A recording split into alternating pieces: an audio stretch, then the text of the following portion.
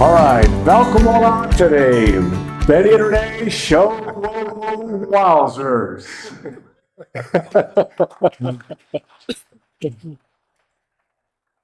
Zodat ik in Spanisch zeg ik zo. Hey, welkom hier Olaf en Deel. Dat is wirklich eine Überraschung für mich, dass hier so viel sind gekommen. Ich bin sehr dankbar, dass ihr den Tijd genommen. Wir rechnen das so viel. Wir wollen anfangen, wir wollen hier nicht viel von das, was wir reden. Ich will nicht den Tijd wegnehmen, wenn wir haben John Kempf hier. Und wir wollen durch den Tijd geben, durch die Hand hier und dort. Und ich will ein bisschen Publikummerken geben. Das fängt heute 9 bis 12. Du hängst das an den Banos. Wir wollen hier zwischen nach was Wutterluten haben bringen, du hängst was Buddeln Wutter. Wir wollen von euch her in einem Mad ein klein bisschen Break nehmen und dann gehen wir weiter mit dort wieder. Bevor ich würde sehr gleichen, wenn die Treut merken deuten, dort wir, wenn die Frauen haben. Merkt die Treut, wenn die erst Frauen haben, vielleicht die letzte Stunde von ungefähr, wo wir das merken, dass die Abend keine Frauen stellen. Vielleicht von einer Ackerie, von einem Kultivo, von den Wehen, von der Schafen und so weiter und so weiter. Ich glaube, nu sei je dat al aangeworden, dat Benny en ik zijn niet vormen. Benny kan veel van planten en van een garden hebben. En ik zei veel, wenn je naar den garden worden voor een kijken, dan moet je zeggen dat het van de beste garden is wat je gezien hebt. Die laten werkelijk zijn smaak, die hebben een alto rendimiento, die weet wat hij doet. Ik kan zo'n schweren tijd met gras erin houden. So, dat is niet mijn goal. Dan zeg je vielleicht, nou wat doe je hier aan boven?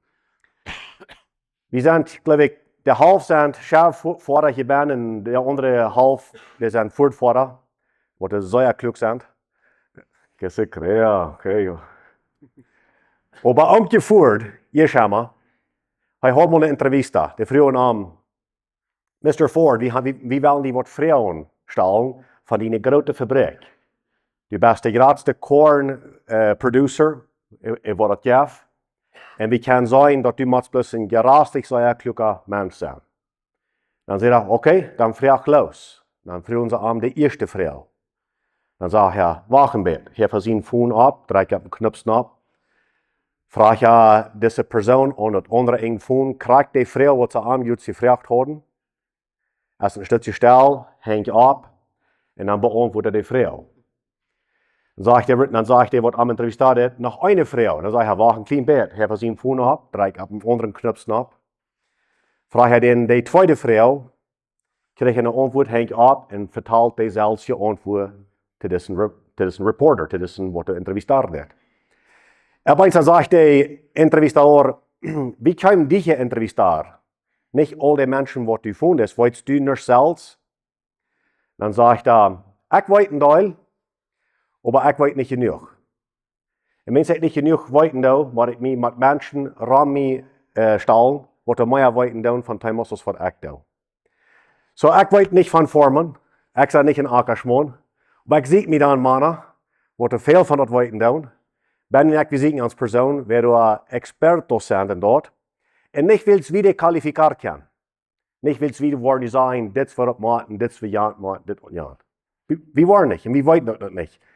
Maar een van ons ziel is, we kunnen onze omgeving in de toekomst brengen, wat er dollar positief is, als wat er vandaag is. En part van dat, wat we willen doen, en ik geloof, we kunnen alle door toedragen, is, we zitten, we studeren, we vrouwen. We zijn het als vrouwen. Maar we doen dat, wens we willen leren, om uitvinden, wem kunnen we hier aanbrengen, om wat ons kan halten, naar al die vrouwen, wat we van hen krijgen. Als vrouw. Wens we kunnen de vragen de meeste tijd niet zelfs beantwoorden. So dat is wat we gedaan hebben. Dus Mr. Ford, draai op een knopsnap, voelen we met wem en vandaag hebben we John Kempf hier. So, ik wil het niet veel wat langer merken, maar ik zei, dan hebben we zeer veel dankzij voor je komen. Gebruik dit als een gelegenheid voor jullie, dat we alle top kunnen leren, wassen en een betere toekomst hebben. Veel heus wat te doen, Benny. Nou, ik geloof dat is fijn. Een ding wil ik zeggen dat wie veilen de nood wat de forma romans hier veilen, dat hier we allebei.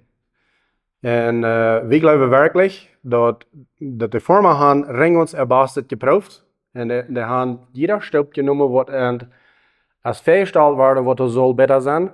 En aber ich glaube, wenn wir de Hand abheben, wenn ich diese Frau, die Formarie, die dreht schwer, stimmt das? Ich habe Hand abheben oder nicht? Würde wir gleichen, dass ein bisschen leichter dreht und den sehen, dass wir mehr Geld überholen, stimmt das? Yes.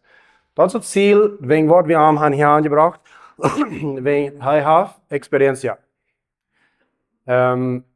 Wat ik niet heb, en vele van ons hier niet hebben, met een weg van AKD drijven, wat de kost erop brengt. En hij is niet vast op één stuk en op het andere stuk. Hij is niet jeng, een wasse soort fertilizer, chemicals of iets wat. Hij heeft bloos nu studeren, wat schof de eerd. En wat is het beste dat we kunnen met weinig input, met weinig chemicals fertig worden. Dat is het ganze ziel. So, ik wil hopen dat we kunnen alle onze defenses erop doen. Want hij is niet hier om ons te attacken, maar we hier AKD drijven. En hij is plus hier om te zeggen, kijk maar, dat is wat ik over de laatste 20 jaar gevangen heb, wat er schoft. En we moeten zijn dat we niet kunnen van het leren. En hij zegt dat schoft, rammer de ring onze wereld overheen. Eer, slager goud, de appel, dat brukt hetzelfde. Planten, je zult merken, dat brukt hetzelfde. En zo, veelmaal heb ik deze gedanken dat, wel, dat is van een jank waar ik niet van zie dat ze anders activatie. Zo, dat wat die deed, wat aan ik bij mij schoof, hij is gewoon naar de wereld, alle wegen. En they have op zoveel steden schoof, wat krijgt in de jank, dat is hier. So, ik geloof, they have something te bieden, met 20 jaar experientie en studeren, wat ons je veel leert. So, waar we op zijn en hartje. Kon ik wat leren. Vielleicht ga je 5% metnemen wat hij zegt. Vielleicht 10%. So de hoop niet is in de rechte richting aanvangen te gaan, dat we meer hoop niet hebben voor de toekomst. Ja, correct verstaan. So Benny en ik waren hier translating in de plot teach. Benny wordt het eerste doen. Want er wat ligt, het eerste wat ik dan translaten. En dan wat nog, dan vangen we aan. Nee? Eén ding wat ik moet zeggen, de technical terms, wat dat zo veel gebruiken dat, weet ik op tuin waar niet, weet ik maar dat plot teach zei. So ik wil een beetje proeven. En Rene zei hoe we dat weer translaten. So. I see. Yeah. So anyway. Right, dan vangen we aan. So, ik? You go for it. So John, welcome here today. And are we going to translate the whole thing? We worden het ganze übersetzen, Okay. even when Rene reden that. And here's one thing that I would like to just remind both of you. Yes. Give me short spurts of English so I don't forget, because I have the memory of a goldfish. Okay, that sounds good. Hello, John. Welcome here again. You going to translate that? No. Thanks for inviting me here. It's an honor to be here. Thank you all for coming out. Dank je voor mij aanloden dat we hier te zijn. Dank je voor het komen. So John, as we get started, there's so many questions and there's so much information that we'd like to know. So John, nu dat we aanvangen, dan is zoveel vragen wat we hebben en zoveel informatie wat we gleich te weten. But let's get started, with you and where you come from. So tell us a little bit about yourself, your history, and maybe your business. So, zei ons een klein beetje hoe je herkomt en wat je doen hebt en wat je historie is. I grew up on a family fruit and vegetable farm in Northeast Ohio. Ik was op een kleine farm, family farm in Ohio. I'm in the snowbelt, cloudy area just south of Lake Erie, about 20 miles south of Lake Erie. So heißt du dicht bij Lake Erie, wo dat meest einmal schneeig is en wolkig is. We get 180 plus days of cloud cover a year. So ze hebben 120, meer dan 120 dagen wo dat vol wolkig is en bedekt. So with that environment, the high rainfall, 40 inches of rainfall environment, plus the cloudy environment, our crops were very susceptible to diseases and insects. So weten dat ze zeer nood is en ze krijgen meer dan 40 zal het jaar gelijk daarheen, zijn de erntes zeer leicht dat de krank worden, dat de krankheid bekrijgen. My father started growing vegetables in 1994. Mijn vader fang aan grijns te wassen aan 95. And he was centrally located in the community, and he was asked to also be the supplier for all of the fertilizers and pesticides and seeds. So hij weer een maat van de community, het is een Amish community, en zo werd gevraagd dat hij weer de supplier zijn voor al de pesticiden en zout en voor al de chemicals. We when we started growing vegetables, we were using pesticides very intensely. We were using fertilizers very intensely. And it seemed the more we used, the more intense the disease and insect pressure became. Så als ze aanvangen met reinswassen, dan vangen ze gewoon met pesticiden te gebruiken en insecticide en fertilizer. En de meer ze gebruiken, de zich zo, de meer moesten ze gebruiken, want dat wordt plus immer slechter. In the early 2000s, we were putting on fungicide and insecticide applications every 5 to 7 days. So aanvangs 2000, dan there is alle 5 tot 7 dagen pesticide and fertilizer and all that sort of done. In 2002, 3, and 4, we had a 3-year period in which we lost greater than 70% of our primary crops, which were tomatoes, cucumbers, cantaloupe, and zucchini. In 2002 en 3 en 4, dan verloren zij wat meer dan 70% van de ganze aard wat ze hadden, wegen krankheid op de markt gekomen. We were completely unsuccessful in managing them with fungicides. Ze werden ganz onervaring te handelen met fungicides. In 2004, we had a very interesting experience where we started renting a field from a neighboring farm.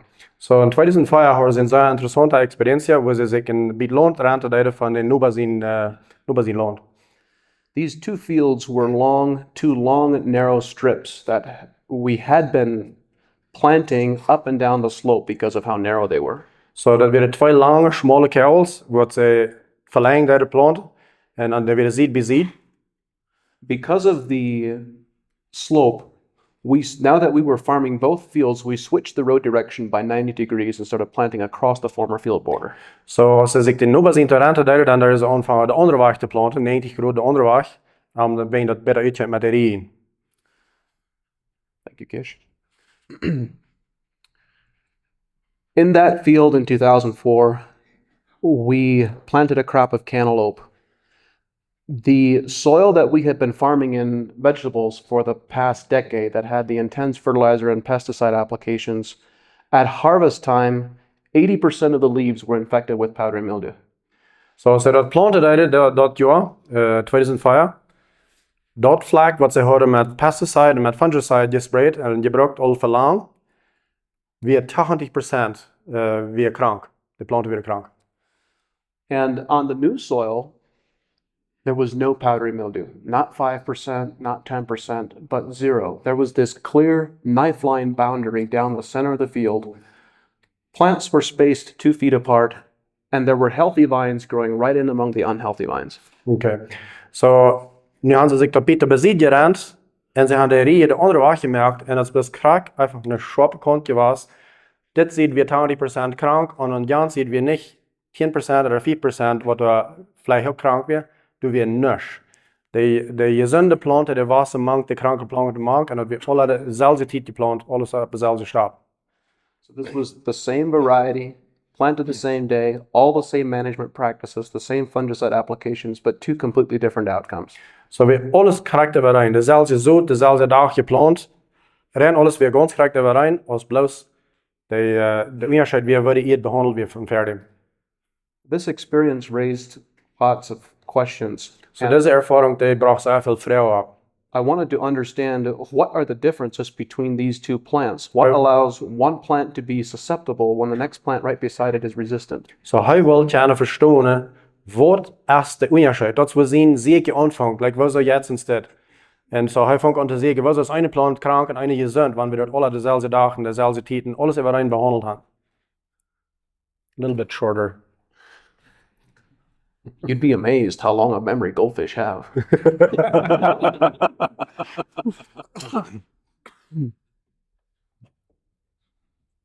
I read a lot and I found some very good teachers over the next several years.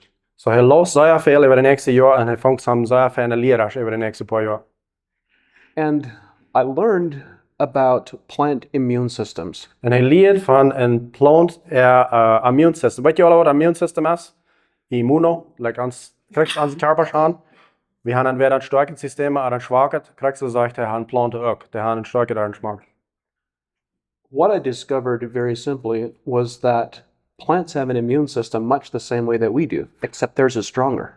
Så wat hij afgevangen door hij is dat planten gaan ook zeer krachtens systemen van immuunsysteem als wat we gaan, plus dat is veel sterker als ons.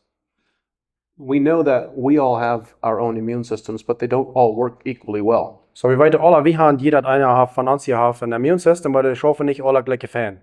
Some people become ill very readily, and other people hardly become ill at all. So einige mensen die worden zeer leicht krank, en andere mensen die worden meest helemaal krank. And the difference between those two is how well their immune system has been supported with nutrition and with their microbiome over the course of their entire life. So de onderscheid tussen die bij de mensen, zoals gezegd, einer is sterk en ander is niet, dat heeft te doen met hoe gaan die zich behandeld verder, wat gaan die voor nutrition gekregen en wat gaan die tot zich genomen door de levenstijd. I learned that plants have an immune system that is even stronger than ours because they can't run away.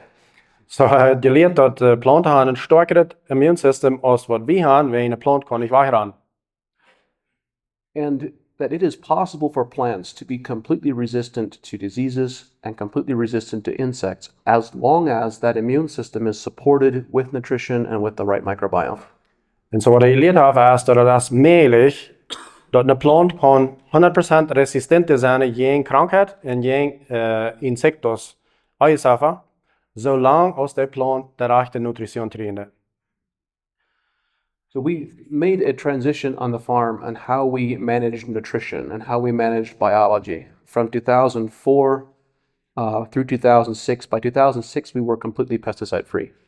So ze maken een transition van 2004 bij 2006 van waar ze de nutrition naar de plant geven, wat ze de plant voederen. En van 2004 bij 2006 werden ze ring los van pesticiden, like ons opgeheerd met wat sprayen voor eieren. By 2006, our yields had gone up substantially, and we had no significant disease and insect pressure anymore. So bij 2006 dan weer rendimento zeer opgegaan en ze hadden, Ze hadden het leden aankasten gehad en meer... Bijna krankheid, meest een insignificant krankheid, ja. So from that experience, other farmers started asking me to work with them, and that led to the founding of Advancing Eco Agriculture as a consulting company and as a plant nutrition company. So van deze experientie wat ze merken, dat bracht bedoel dat farmer aanvangen nou aan te komen en ze zeggen, kost u mij ook helpen. En dat heeft bedoel gebracht dat hij deze company aanvangt, waar hij dat mensen consulting voor dit. And today, we have a team of about 40 people, and we work on about 5 million acres of everything from bananas and coffee to dryland wheat and cotton all across North and South America. So ze hebben een team van 40 mensen en ze schaffen ganz van wat van bananas, naar weit en al zijn soort dingen. Van ganz bij Griekenland en Westeren alles tot versen. Ze hebben 5 miljoen akker wat ze bedienen. Yeah. What we learned on the farm and what we found that we could bring to other farms is that when you have healthy plants, not only do you have disease and insect resistance, but you also have increased profitability because you can expect yields to remain the same or go higher and input costs to go down. So wat ze gevangen hadden we, wanneer du nou zit dat du gezonde planten hast, dan krijgst du hechtere rendimentos en die profitability. Hoeveel geld je haalt, die verdienst je op, wanneer je brukt veel wanneer je dan. Would it be appropriate for me at this stage to talk about some of the concepts that we learned and some of the principles of how we manage? Yes, please. So if you could share some of the concepts. Ja. So ik wil een klein beetje meedelen aan wat de concepten zijn, wat ze gedaan hebben, om dat te creëren dat planten gezonder zijn. En dat ze zichzelf weer dan voor alles af aan krankheid. So as we helped many farmers transition across many different crop types and different ecosystems, Zoals ze gaan je helpen vele farmen transition maken van waar de han aardes bedient, nu ze dat dan. we observed this pattern where crops became resistant to different types of diseases and insects based on what was happening with plant nutrition. Så wat zij bemerkt hebben is dat de planten die waren resistent tegen krankheid en tegen eiersafer. Niet doen wat ze er napspreken voor krankheid en voor eiersafer, maar doen wat ze de plant geven voor nutritie. Maar de plant zichzelf fighten. So we developed this concept that we call the plant health pyramid. Så ze hebben dat concept gedesigneerd, wat ze namen de plant en de gezondheidspyramide, like dat wat je asked. This is available online. It's available in Spanish. Dat is disponibel in linea, dat is op Spanisch te hand. The foundation of the plant health pyramid is when plants have really good photosynthesis. So det fundament van de gezondheid van de plant is wanneer de plant zeer goede fotosynthesis heeft. En wat dat betekent, zo wie dat ik kan uitvinden, de catch de zon op raak. Dat waar en wat erom is. Stemt dat, Jake? Du bent ook een technician. So we're just trying to figure out what's photosynthesis. Yeah. Photosynthesis. Real briefly. Yeah. I was surprised to discover that what we consider to be common or normal rates of growth and normal photosynthesis is only about 15 to 20% of what the plant is actually capable of. So hij had zich zeer gewunderd als hij dat ontdekt had, dat wat zij hadden geteld als gewöhnlich van wat een plant aannemen heeft, van zonnelicht en van wind en alles wat er heeft.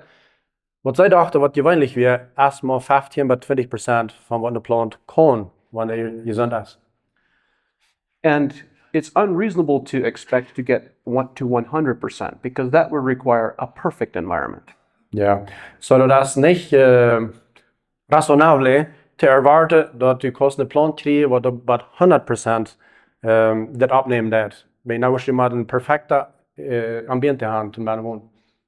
But it is reasonable to expect to go from 20% up to 40%.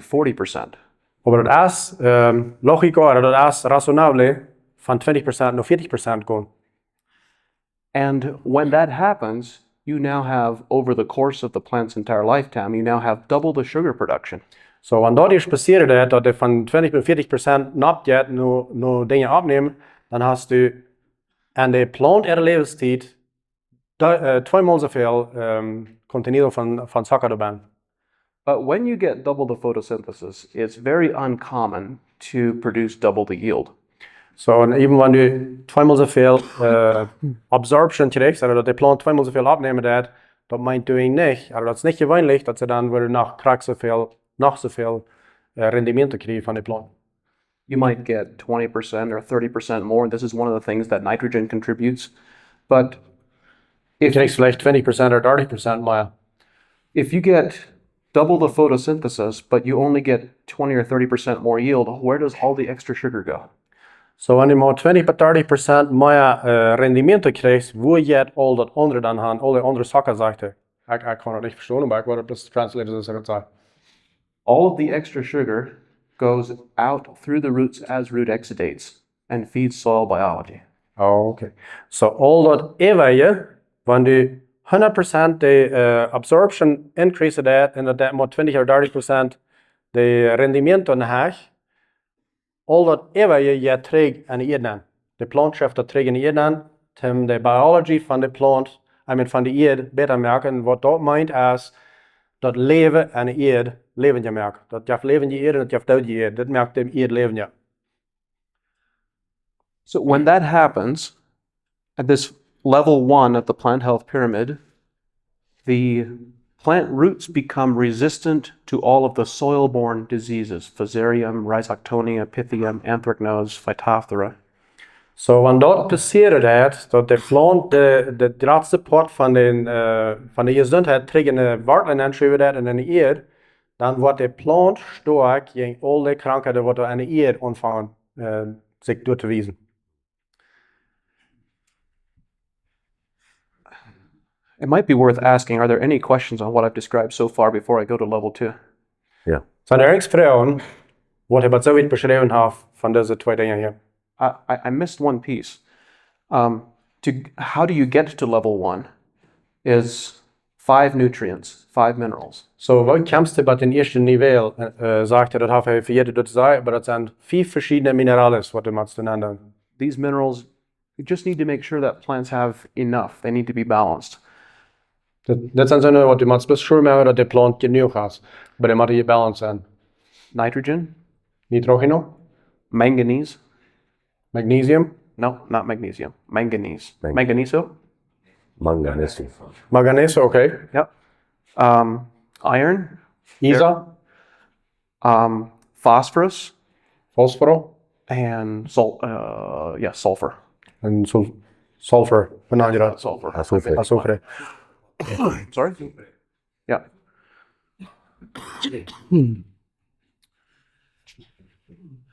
Any questions on this? Ringsvrouw, wat zo in. How do you put it in there? These 5 elements. These 5 elements. You just need to make sure that plants have enough. It can be soil applied, foliar applied, whatever makes sense. Så dat kost je op een ene en dat kost je op planten opsprayen op bladeren. Dus dat de plant genoeg heeft. Plus dat de plant genoeg hebt. It can be with water soluble fertilizers, usually. Chelated trace minerals. Yeah. You can find out when it doesn't have enough. How do you, The right question. We'll come back to that question. I was waiting for that question. De vrouw wel kost je weten wanneer de niet genoeg heeft. I'll finish this and then I'll come back to that. The second level of the plant health pyramid is when plants have complete protein synthesis. So de tweede niveau is van de plant voortget protein synthesis af. Like wat is de protein als je opnemen dat. So in this process, this means all of the nitrogen that the plant absorbs from the soil gets converted to proteins in one day. Interesting. Dit ook. Så dat betekent dat al die nitrogen wat de plant opneemt, en dan een dag dat wordt een proteïne gemerkt in de plant bent.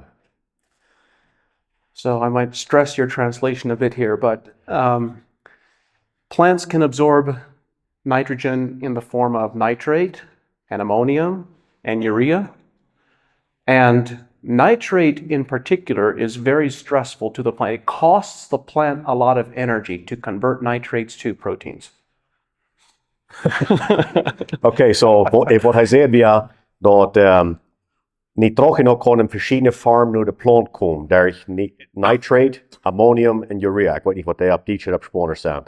Maar wanneer daar is nitrate komt, dat is nitrato, dan is dat zeer zwaar voor de plant. Dat Zeer stressvol.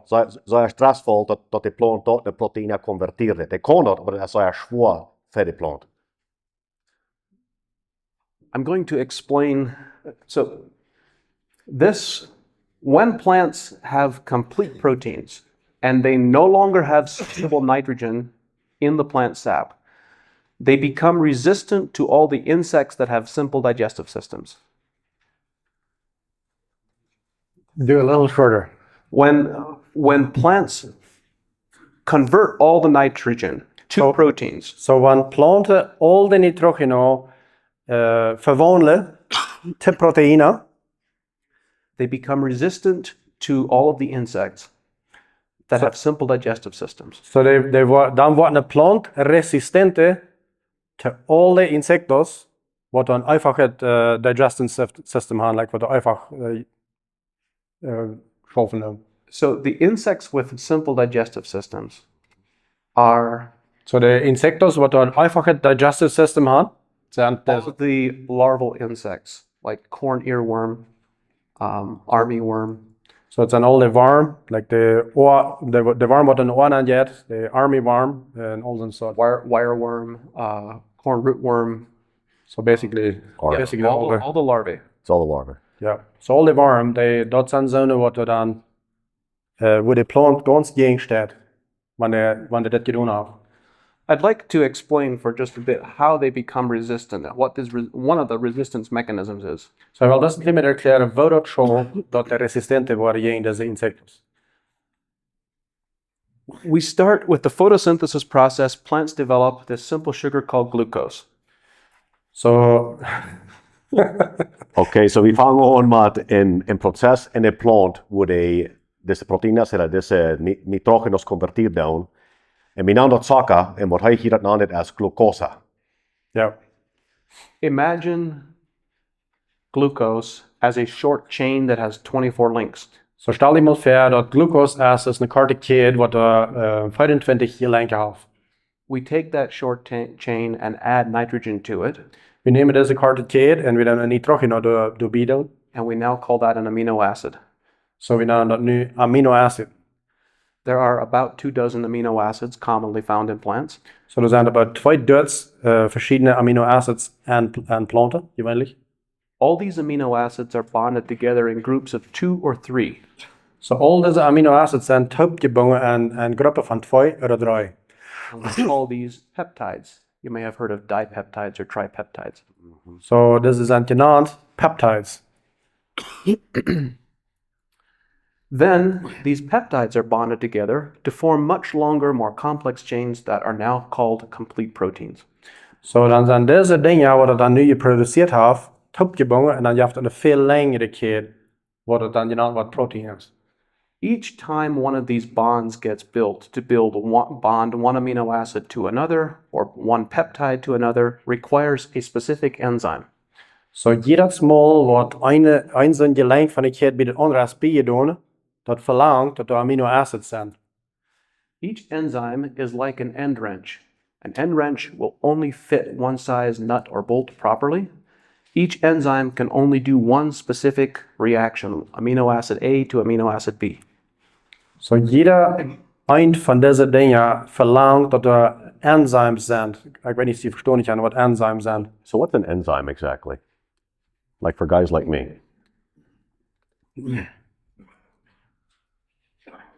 It's an end wrench for guys like you.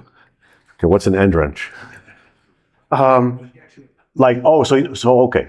Never mind. And Dankeschön. Enzymes are assembly tools or disassembly tools in plants. So dat is gereedschap, temperatuurstaal. Ja. Dat is sleutel. Gelijk. Die is een heel kluk geworden. Kijk, go.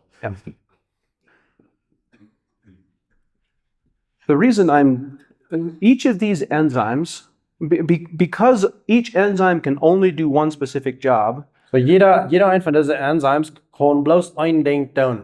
because of that, there are tens of thousands of different enzymes found within plants. So doorweg zijn er 10.000 verschillende enzymes, oder sleutels sozusagen, aan jeder plant. Each of these enzymes is dependent on what is called an enzyme cofactor. So jeder een van deze enzymes verlaat zich op een cofactor, like een ding wat er bezit is om deze halve draaien. These enzyme cofactors are all trace mineral metals. So deze enzyme cofactors, wat ik nog van verstaan kan, dat zijn, wat zeg je dat? Trace Mineral? Trace mineral. Ja.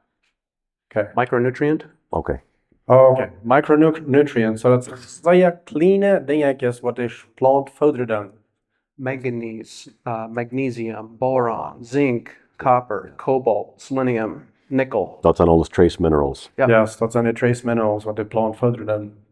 If the plant is missing one of those trace minerals, Want een plant, een van deze dingen, wat hij doet opneemt, die kan die gelijk alles zink en boron en al dat.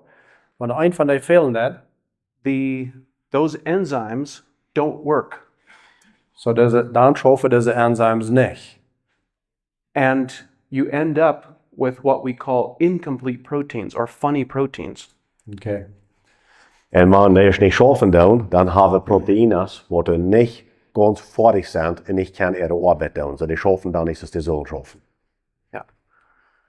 The reason I took the time to explain this Dus je zegt wat ik die genomen heb om dit te erklaren. is because the digestive process is exactly the same as this process of building these compounds, except in reverse. Can you repeat that one more time, please? So we Just a don't. little bit at a time. The digestive process within worms or our digestive system or a cow is exactly the same, except in reverse. We have enzymes that break apart these compounds instead of building them. Okay. Oh, okay. So de enzymes wat in onze körper zijn, in tieren körpers, we hebben alle enzymes in ons körper. Wat die doen is, wanneer du een steak opeet, dan komen deze enzymes en die verarbeiten den steak ganz. Zodat die Körper dat kan wat uitnemen en zich voederen kan.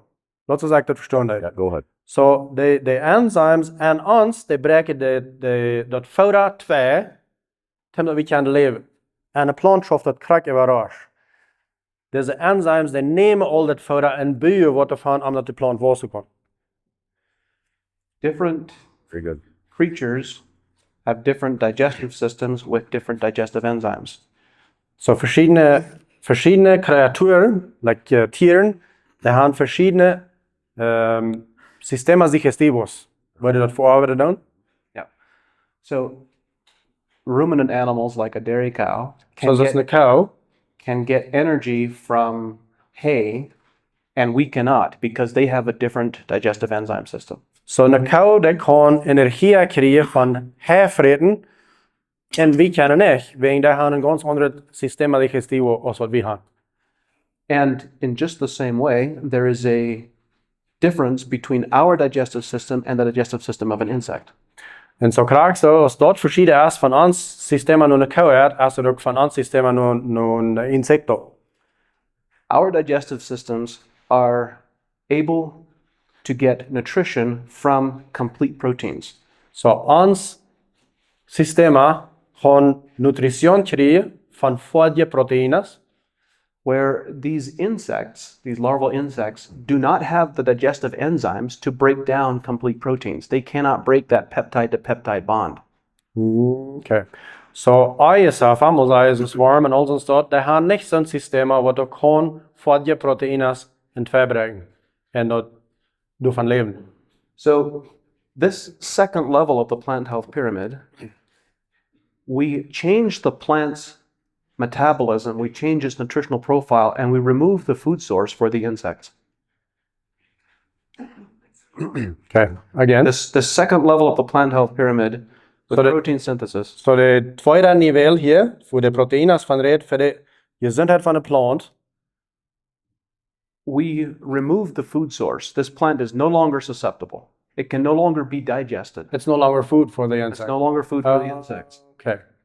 So wanneer de plant deze Zweig behandeld is, dan is dat niet meer vreten voor den warm. Deswegen blijft ISF weg.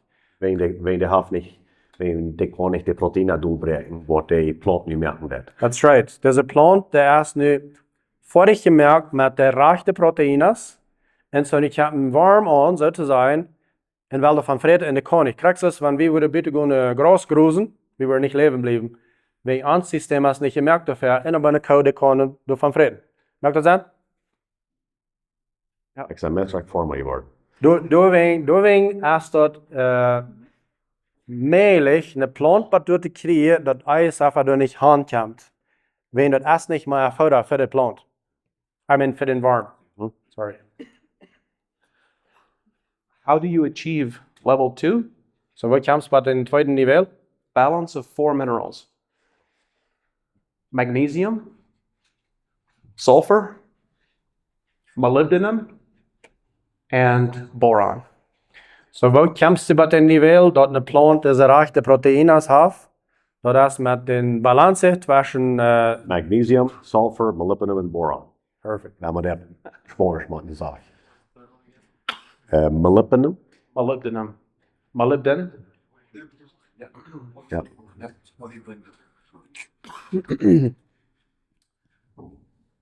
The reason for molybdenum is because it is the enzyme cofactor for a critical enzyme called the nitrate reductase enzyme. So molybdenum, Merry Christmas. they asked a cofactor, so they help dort bibringen bij deze enzyme voor deze eine nitrate? Nitrate reductase. Okay. Nitrate reductase enzyme. Yeah. Okay. These first two levels of the plant health pyramid are passive immunity. We remove the food source. It's no longer digestible. So deze eerste twee niveaus van de plant gezondheid, die doen voor één ding. Ze doen de food source, dat wordt eten merkt voor de knippers, dort haben sie wahrgenommen. Eine Städteplante, aber das ist nicht mehr Frete für die Kniepers. Deswegen bleiben die Kniepers wach, ohne Pesticides brauchen. Das ist der Punkt dahinter. The next two levels are where the plant shifts from passive immunity to active immunity. And they begin producing compounds to protect themselves. So, de nächste zwei Nivellen sagte, dass wenn die Plant wach muss von sich bloß defenderen, oder nee, wo sagt das? Say that again. Like The a next passive two? defense. Passive defense. Yeah. To active defense. Ah, okay. Active defense. So, de nächste zwei Nivellen sind, wo der Plant wach muss von bloß sich zurücktragen und mal sagen, nu zie ik niet meer disponibel om op te vreden zijn van een knipper. Nu wil de plant zeggen, zo nu wil ik aanvangen terug te verden. At the third level, plants begin producing higher levels of fats and oils. Op den derde niveau, dan vangen planten aan meer aceites te produceren. Because they have a surplus of energy, just the same as we do in our systems. We store surplus energy as fat. Plants do the same thing. So krijgen ze weer wanneer we meer energie krijgen, of proteïne krijgen, als wat ons Körper fehlt, dan wordt dat opgespekkt. And at this point, they develop this glossy, waxy sheen on the leaf surface that is an expression of high oil content. So, wanneer je bij deze punt komt, dan vangt een blad aan blank en glad te lopen van beide zijden. Dat is een teken van gezonde plant. At this stage, they become resistant to all of the airborne fungal and bacterial diseases, rusts and mildews and so forth. Interesting. So, wanneer dit eerst krijgen en die werkelijk met zo'n oil bedacht zijn, wegen die zijn gezond, doorheen gaan die kunnen het wat doorkrijgen, vangen die aan resistent te worden tot al die krankheden zoals rast en wat noem je dat nou? Wat uit de lucht komen dan.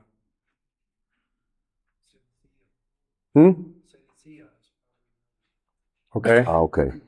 Senecia? Senecia, okay. Also, eerst eenmaal weet ik zeker dat de planten weer met rast bevallen. Ik wist niet van wat dat weer. Ik kijk naar mijn pick-up en die weer verrast had en waar zullen de planten ook nog. Maar ja, die beschermen zich van die soort krankheid, wanneer die eerst genoeg gezondheid aan zich hebben om zichzelf bedaken. Then we get to level 4. At level 4, plants begin producing weapons. So, wat in nächste komen we naar het vierde niveau en door vangen planten aan geweer zichzelf te bouwen, dat is zich aanvangen zijn te werden. These are sometimes referred to as essential oils. Dit zijn veelmaal genaamd essential oils. Ik geloof in de fruithandel alle manchmal van de gereed. All plants produce thousands of these different compounds to protect themselves from disease, from insects, from ultraviolet. So, alle planten hebben duizenden van zo'n soorten oils, wat die merken dan, om zichzelf beschermen. These are also the compounds that provide flavor and aroma. Dat zijn ook de dingen wat een geruch brengen, een schijnend geruch brengen en geschmack brengen. These compounds have the capacity to kill. Plants produce compounds that are antiviral, antifungal, antibacterial, and at this stage, they in particular become resistant to all the insects in the beetle family. So, deze compounds nannt hij dat, maar wel moet zeggen, deze geweers, wat deze planten dan krijgen, wanneer die raak geforderd worden, gezond geforderd wordt, dan kan de plant bij doorkomen waar die dit alle produceren dat. En dat is wat die aanvangt weerstandig te merken te al die beetle family, like al die kleine knippers, picoulers noemen we dat, niet? Die vangt aan die te attacken, in de stad dat die picoulers de plant heeft. So at this stage, we find that plants become resistant to practically all diseases and all insects, even in very stressful environments, and even when there is an abundance of pest pressure in the environment. So, wanneer je bij deze punt komt, hebben ze uitgevangen, dan worden planten einfach resistente tussen meer ren alle insecten, wat dan een omgang zijn, even wanneer het een zeer stressvolle ambiente ist, der Plant war das danach war das stehen, wenn der erst gesund gefördert worden. We have had many experiences where crops were at this stage of plant health, and So haben viele Experienzen gehabt, wo Planten oder Ernte sind, bei diesem Niveau gekommen. and a neighboring field 10 meters away would have intense disease pressure or insect pressure, and there would be none in the neighboring field.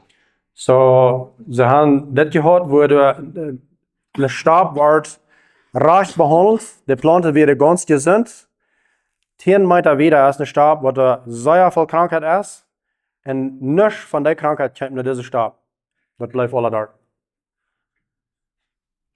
Level 1 and level 2 are just a function of nutritional balance, mineral balance. So, der Niveau 1 und Niveau 2, deines ist es nicht als die Nutrition und die Plant reich fördern. Level 3 and level 4 require good soil biology. So, der zweite, der dritte und der vierte Niveau, die verlangt, dass die Erde gesund ist. Dass die gute, in Englisch nennt das Soil Biology, dass das Leben die Erde ist. Damit sie kann da durchkommen. Sünde. Gesunde Erde, ja. Wenn du weißt, was diese zwei Niveau ist kommen, sag mir, wenn ich richtig No. dann machst du gesunde Erde haben. Mhm. So, what is it? Das versteht ich auch. It is actually the bacteria in the soil that contributes much of the oils to plants. So, dat is de bacteria en de Erde, wat ertoe bijdraagt, de meeste te bijdraagt, dat deze dingen aanvangt te krijgen in de plant. Are there any questions on this? And the next topic I want to speak a bit is how do you get biology to deliver nutrition? Just before we move on, the gentleman had a question of how do we get to the basic photosynthesis? Like, how do we know if the plant has enough? That ties into Okay, this that next ties into the topic. next one. Wat er nog op liedje staat. I'll see. Ik wil weten, als hij de antwoord, en de vraag wil beantwoorden, wat hier een man is gehad, we weten wie, als de plant genoeg van de rechte nutriënten heeft. En hij zei, dat wordt dan nu ook met de nächste stap beantwoord. When I first started learning about agronomy and plant nutrition, Als ik eerst aanvang mal te leren met de agronomie en plant weg van het leven, nutrition. the model that was being taught and that we understood was that plants absorb simple ions or electrolytes from the soil solution. So, wat ze am Anfang haben geleerd, wie dat planten nemen op deze einfache ions oder electrolytes. Wir haben mal basically wat we dat plottisch worden known as water, nicht so? Is dat wat het is? Sweaters. Sueros. So, wenn man in een hospital vaart, krijgt je een suero, wenn dat die charpa op u. Dat soort zeggen, am Anfang haben het eerste geleerd. Nitrate ions, potassium ions, calcium ions that are soluble in the soil solution is considered what is the plant is absorbing. Al deze verschillende wat je doet opnemen, dat zijn zinnen wat de plant zich opnemen, dat kan zichzelf voederen. Daar de eer op dat as it's a soluble solution, so that as Dat zijn verderfd en water. kraak. Ja. Ja. Wat de water aan je doen en dan in de eer aan je doen. But for a long time, there have been leading researchers who have said that this mechanism alone cannot explain how plants are absorbing nutrients because there are almost no soluble ions in wild ecosystems. So, für sehr lang haben diese leading researchers, Menschen, die das neu gesagt haben, proeft uit te studeren, wo schafft dat, wenn wir all uns dit an Water nennen und dann das ab Staaten abgeht, wo soll eine Plante von leben, wenn sie die Natur studieren, dann finden sie meist nichts in Staat, dat es Staat gedaan wordt. En mijn wat was dat dan te zeggen in de natuur, waar niet deze water soluble solutions en dingen zijn, zoals we zijn, al deze, ik geloof in een exempel wordt zijn 132 en 128, dat is en base a un líquido, nee, es soluble. En zo, we doen vandaag veel van onze plantas bedoelen, der nutriënten wat du jetzt so Nescafé, das mit Kaffee tauschen, dann das den rieren, dann hast du Kaffee. Das ist dort so beheisach, wann die Researchers, wann die Menschen, die das studieren, aber die sich das haben alle neu gesagt, dann sagen, das so wieder da bestarten down. Und das schafft, bei einem gewissen Punkt, Aber wenn wat fängt wie nicht so eine Wehen von Schafen in der Naturaleza, wo das Säuerwasser das, viel Dollar, und du erst aber meist nicht von so was dort. So was passiert du da? Just in the last decade, we have been learning how wild plants absorb nutrients. Så bloß in den letzten 10 Jahren haben sie angefangen zu lernen, mal, wo da eine wilde Plante in der Natur sich diese Nutrienten absehen. And we have been discovering that this approach does also work for our agricultural crops and produces much higher yield and quality. Så sie sind angeworden, wenn sie die erntes, was wir planten, dann, kriegst du behandelt dann aus, was die in der Welt Wasser dann, kriegst du da. Das bringt sehr viel höhere Rendimentos für die selbe Plante, wenn sie das selbst geben dann. What we have learned is that plants send large amounts of sugars out through the root tips. So wat ze geleerd haben, ist, dass Planten schicken sehr hohe Glucose und Zucker verleihen die Wurzel trägen Erde. And right at the root tips, that develops a large colony of bacteria. So kriegt man eng von der Wurzel durch eine ganze Kolonia von Bakterien, wo das Top sich sammelt. And the bacteria consume this sugar as an energy source, but sugar contains no minerals. So die Bakterien, der hat all diesen Zucker, diese Glucose ab, aber das hat nicht, Keine Minerale. das hat keine Minerale in sich. So the bacteria extract minerals from the soil and incorporate them into their own bodies, build them into their own bodies. So diese Bakterien sucht sich Minerales uit die Erde uit, die wat de plant hat drauf geschickt, dat merkt Bakterien. Diese Bakterien nehmen nu die Minerales von der Erde und der trägt in de plant an. And then these bacteria move into the plant. The root tip is quite porous. The bacteria move into the plant and the bacteria colonize the entire plant. So diese Bakterien kommt trägt in de plant an und nimmt die ganze plant over. Stimmt das? We've come to understand that our bodies have 10 times more bacterial cells than human cells, and plants are the same way. They have 10 times more bacterial cells in a plant than there are plant cells. Interesting. So sie haben uitgevonden dat onze Körper schon 10-mal mehr Bakterien-Cells, wat dan Cells? Cellulas, als menschliche Cellulas in Planten sind krank so. Each bacteria can contain different concentrations of nutrients. One has more zinc, another has more manganese, another has more phosphorus.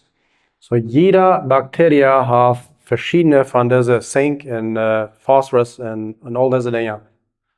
And the plant cells can choose and they can decide which bacteria they will absorb nutrients from based on what their nutrient needs are.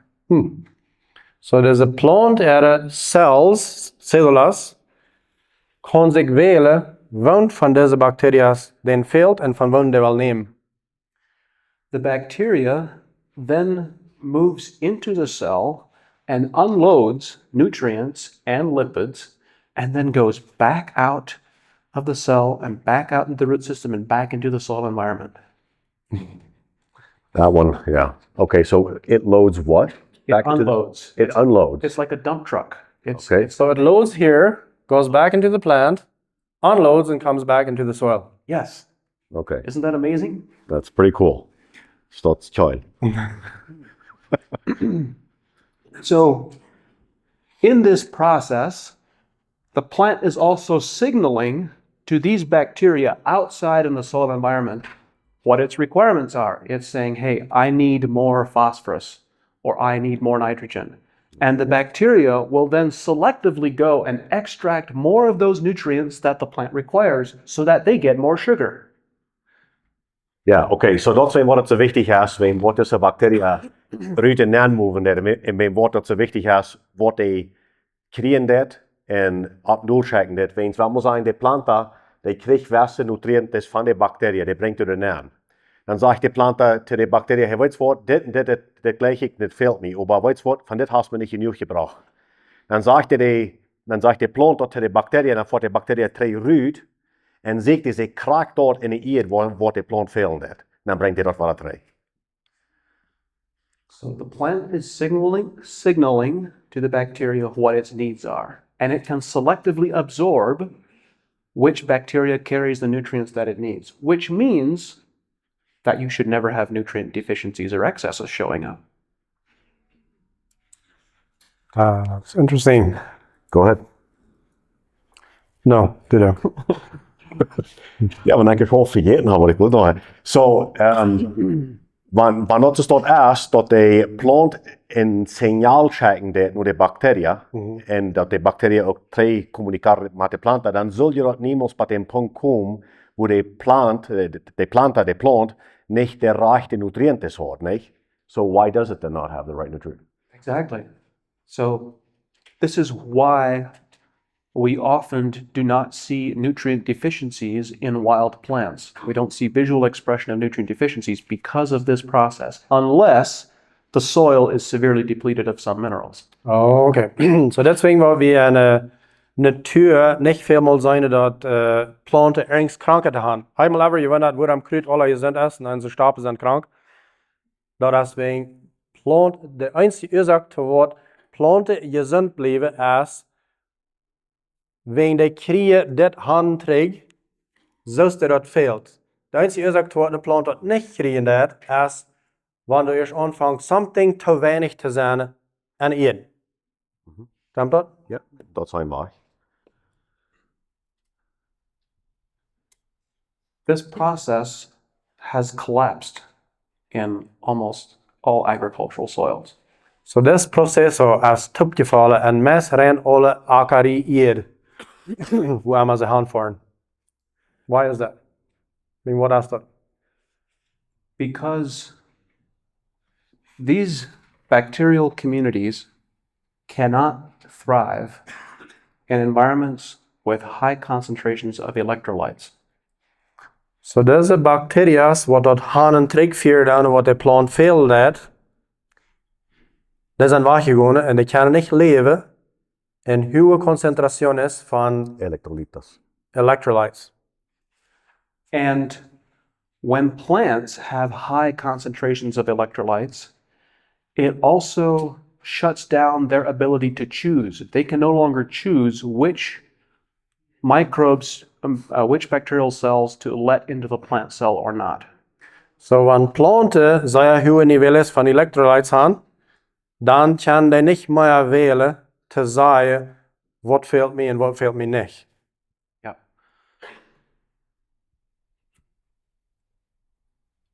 There's one other factor, which is that plants control which microbes which bacteria get fed in the soil based on what their needs are. So dat is nog een ding waar de planten entscheiden welke bacteria gevoederd krijgt van een Erd. So if the plants need more phosphorus or more nitrogen, they will send more sugar out through the root system, and along with the signal that says, I need more phosphorus or I need more nitrogen. So wanneer de plant eerst wat veel leidt, dan checken de das suiker uit, tim dat ze meer phosphorus en meer nitrogen zullen krijgen. If we apply large amounts of nitrogen and phosphorus at planting, Wanneer we een grote samen, een grote dosis van nitrogen en phosphorus doorstalen voor de plant, ganz am Anfang, wanneer we de planten dan, the plant lives in a nutrient-rich environment. It doesn't need the bacteria, so it doesn't send any sugar to feed the bacteria. so dan, wanneer we veel zijn step door hand doen, dan läuft de plant, ik heb hier alles wat me fehlt. Dan schickt hij keine signalen meer naar de Erd, geen suiker meer naar de Erd, om deze bacteria voederen, waar die zal van leven kan. So when we apply nitrogen and phosphorus fertilizer at planting, we do two things. So wanneer we nitrogen en fosfor doorstalen, dat type wat we planten dan doen we twee dingen. One is we apply large amounts of electrolytes and we suppress biology directly. Eind is we dan een zeer hoge niveau is van electrolytes doorstalen en we dan suppressed biology. Dat meint de naturale weg van zich te krijgen uit de eerd, dan dat we doel dragen. And second, we provide an environment that the plant doesn't need the bacteria anymore, so it doesn't feed them.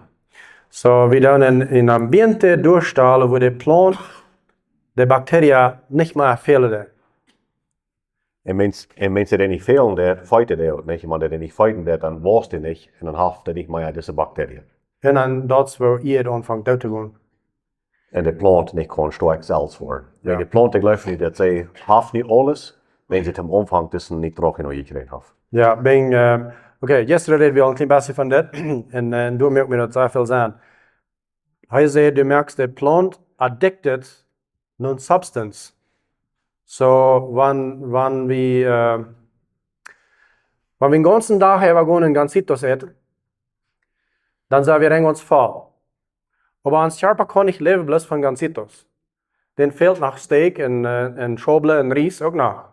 Dat is waar die actually van leven kan. Aber de Körper die zegt, ik zie valt, wat was nog niet nog een steak. Dat is dezelfde hier, dat hier dat, wanneer we deze zeer hoge niveau is van nitrogen en fosfor en al dat opdoen, dan hebben we de plant ongewoond dat de leeft van deze gansitos. Nu voordat hij niet meer naar de eerd waar hij werkelijk zal van leven. In andere woorden, du hast geen steak meer, die kan gewoon van dat leven. Nu is die afhankelijk van dit junkfood sozusagen. Stimmt dat? Eigenlijk, dat is een fijne gansito exemplo. Probeer dat te explain. Ja, ik leg dat schon nicht so. Ik heb hier opgeschreven, gansito. Okay. So, this process of biological driven nutrition can produce higher yields and better quality in a dry environment than the electrolyte model of nutrition. Say half of it again, and then I'll translate it.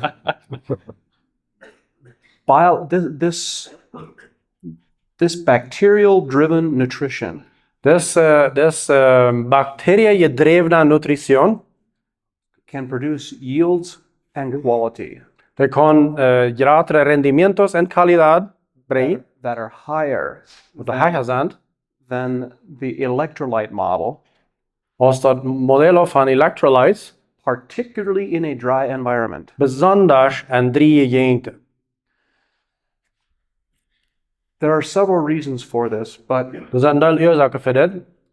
if you are dependent on water-soluble ions, Wanneer die verloren is op water abgeleisene van met water ions, what happens when the soil dries out?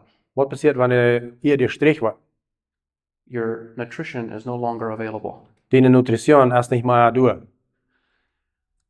This biological nutrition, these bacteria, Deze bacteriën continue to provide nutrients to the plant even in soil that appears to be dry. So deze levende bacteriën, waar je van reden, die blijven bij nutrition brengen naar de plant, krijgen dan dus het dreig wat er niet. We find that this model, this approach to plant nutrition, we win every competition in dry environments. So zij vinden dat deze weg van nutrition, gewinnen zij een ren jedes Mal, wanneer drie gegenten zijn. The transition, how do we manage the transition? Hoe doen we deze transition manejaren? This transition is all about reducing the concentrations of electrolytes while creating an off-ramp for fertilizers while we create an on-ramp for bacterial nutrition. So de vraag is, en dit is een ding wat zeer veel bij vele vormen de vraag is, hoe kan we weg van wat we nu doen, naar something else, go ahead. Maar onbankrut gewoon. Ohne bankrot gaan. Ja. Wanneer we nu allemaal hastig abgeren met fertilizer gebruiken, dat kan ik verstaan, weil so junt dat alle wordt zeer schwierig loopt. Aber hij deed dat niet zo staat. Hij vangt zachtjes aan, weniger van jant en meer van dit. De eerd levendig merken dat de plant nu leven van eerd krijgt en niet maar bloos van de fertilisanten wat we geven dan. Dat is de weg waar je dat zachtjes staat afhalen, doe je dat van 3 tot 5 jaar más o menos. Tim die loosjams van fertilisanten, wenn dat is, Gott heeft dat alle aan de eerd aangedaan, wanneer we den rechten approach, den rechten weg te komen, dan is alles wat ons fehlt aan de eerd. Wenn de plant zelfs neemt zich dat uit de lof uit, de rechte zone en alles en schift dat terug in de eerd aan. Alles wat ons fehlt daar. Wanneer we dat recht dan, maar niet dat hostig dan, porque dan wordt er niks zijn. Zo heeft hij dat plus zachentjes weniger en dit zachentjes meer. So I'll provide an example of nitrogen management in corn. Zo hij wordt een exempel geven van nitrogeno management en corn. This is just a base template or a starting point that would need to be revised and adapted based on local conditions. So dat is best een bijspel, maar dat wordt moeten een klein beetje geajusteerd doen over het lokaalmente hier wordt zijn. When a corn grower approaches us and wants us to begin doing consulting with them, and we know nothing about the soil, the climate, the farm, this is where we would begin. So wanneer een cornfarmer naar je komt en zegt, ik wil leggen wanneer je me willen helpen, dit systeem doen en zij niks van tjane van den zijn eer, dan dit is waar ze willen aanvangen, dat wat hij nu next wat zei. Let's say, for the sake of discussion, that his standard practice is to apply 200 pounds per acre or kilograms per hectare of nitrogen for the season, and 100% of that gets applied at planting or before planting. So bloß zum Beispiel, wenn wir 200 Kilo auf dem Hektar oder 200 Pfund auf dem Acker nitrogen, you said, apply that, am Anfang ferm Acker oder durch im Acker, durch die Zeit, wenn wir 200 Pfund würde am Anfang abtun. Our recommendation would look something like this. We would begin with putting on only 40 pounds per acre at planting. So rood would zijn, dat laten we bloß 40 Pfund Anfangsplantijd durchstellen. Another 40 pounds at side dressed or top dress at about V3 to V5. So een helemaal 40 Pfund een engstje wieder verlengen, wanneer de plant is in Wasser groot is. And if possible, 2 foliar applications of 10 pounds per acre around tasseling and R1. So later, dan wordt hij foliar op, like dat nitrogen op een bladeren opsprayen en er staat in de eerd dan. 10 Pfund, 2 mal met 10 Pfund.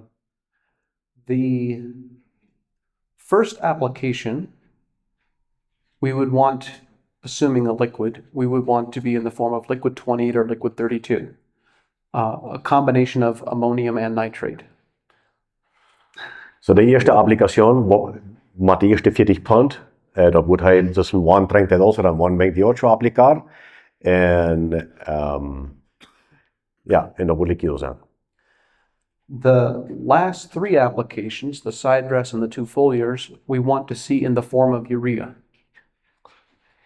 De laatste 3 applicaties die worden gelijk te zijn in de vorm van urea. The 2 soil applications, we want to also include 25 pounds of sulfur per acre, and we count those first 25 pounds as a nitrogen credit.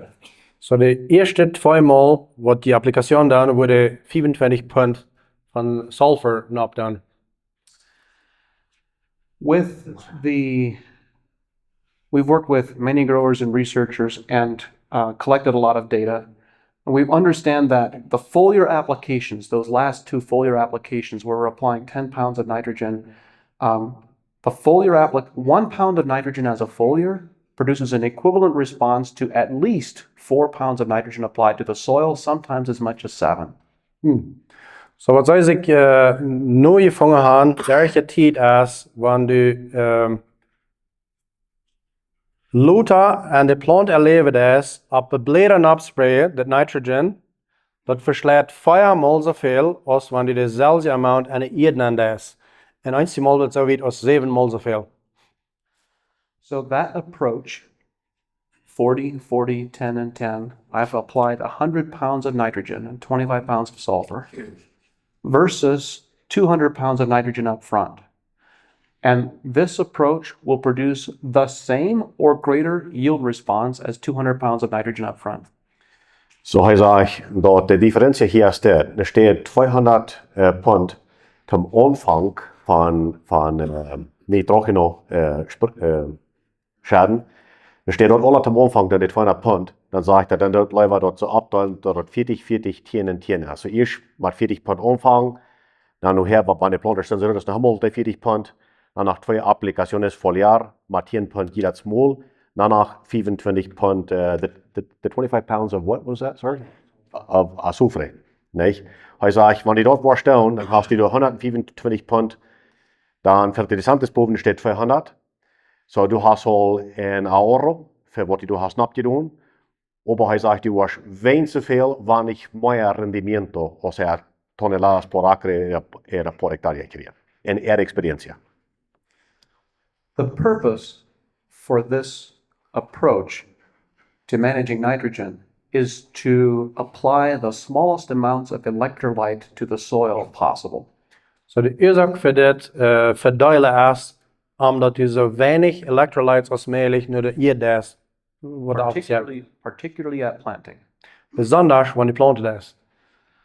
And then we partner that with a microbial inoculant on the seed as a seed treatment so that we colonize that root system with bacteria. So dat dan dat met een microbial denk dat zo aanmerken, omdat zij de bacteria colonizen dan. Ik krijg dat wat hij hier zei. De bacteria wat er zal uit de eer dat uitbrengen, die sterk merken omdat hij dat kan opnemen.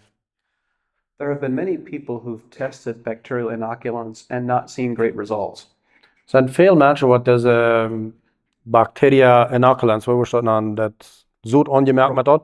Ja. Wat dat je doen en dan ben ik gaan goede resultaten zijn. And that is because they didn't change anything else in their management. Not als we in de hand niks zas wat je ändert en de processen waar ze dingen doen. If you apply an inoculant seed treatment along with a high dose of fertilizer at planting, you should not expect it to be successful. So wanneer deze bacteria des aandoen aan deze zoet en die des bijna nog krijgt zoveel fertilizer op als anders, dan zullen die niet erwarten dat eind wordt veranderen. Wat krijgt ze blijven? And why is that? Waarom? Because the high dose of electrolytes from the fertilizer will create an environment that will shut down the biology. Weens ze zijn een hoge dosis van nitrogeno, van de fertilisanten ten aanvang, wat de ganze systeem, de microbios en bacteria, doelschatten en doelrijk, dat niet kan reich schaffen en niet reich aanvangen. So to the question that was asked earlier, how do we manage nutrition? How do we know that we have enough? So de vraag wat eerst weer wanneer we nieuw nutritie hebben voor de plant. The foundation of our success as a company De foundation voor de erfolg van de company has been that we try to measure everything. We try to measure how well the biology is delivering nutrients to the plant. Ze proberen alles te meten. Hoe goed dat de biology, dat leven en eer, nutritie naar de plant brengt. We use a technology that is called plant sap analysis, where through the growing season, every 2 weeks, we use pilot fields and we measure what are the nutrient levels within that plant that the plant is absorbing from the soil. Say half of that? It's just too long. I cannot go back and remember so much. We measure in plant sap how the plant is absorbing nutrients through the growing season every 2 weeks. Så det er en direkte tid hvor det var så at en tid er med hvor disse plant dat opnemen det wat ze så det var givet små med alt for værk.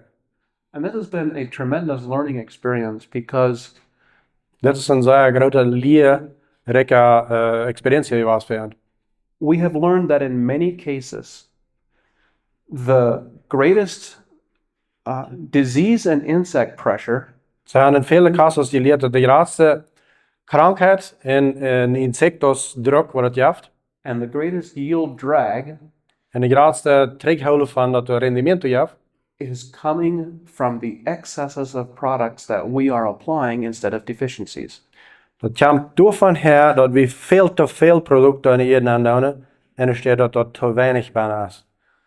When I spoke about the plant health pyramid and disease and insect Als resistance, je eerst van de reden deed van deze piramide, most disease and insect susceptibility that we have observed and experienced is a result of excessive levels of nitrogen and potassium and phosphorus, not deficiencies of other nutrients. så de ganske meeste tid wat zij gevangen hebben, der je de experientie is, de krankheden wat planten krijgen, komt niet van her dat er meer veelt. Dat komt van her dat er veel te veel is. Agronomy for the last century has been focused on managing nutrition to increase yields. Så deze agronome science, de heeft zijn gezegd, tem zo'n aanschuiven in dat het zal zijn hoge rendementen geven. With no consideration for immunity and quality. Met geen consideratie gegeven naar het immuunsysteem van de plant, en de kwaliteit van wat het produceert. Our approach is to say, yes, we want high yields and we want quality at the same time. Så wacht van een aankijken is, ja, we willen hoge rendementen hebben, maar we willen ook kwaliteit hebben. And when you have a very healthy plant, En wanneer je een gezonde plant hebt, een zeer gezonde plant, you can't stop the yields from increasing. die kost het niet terughouden dat er niet wat een grote rendementen zijn.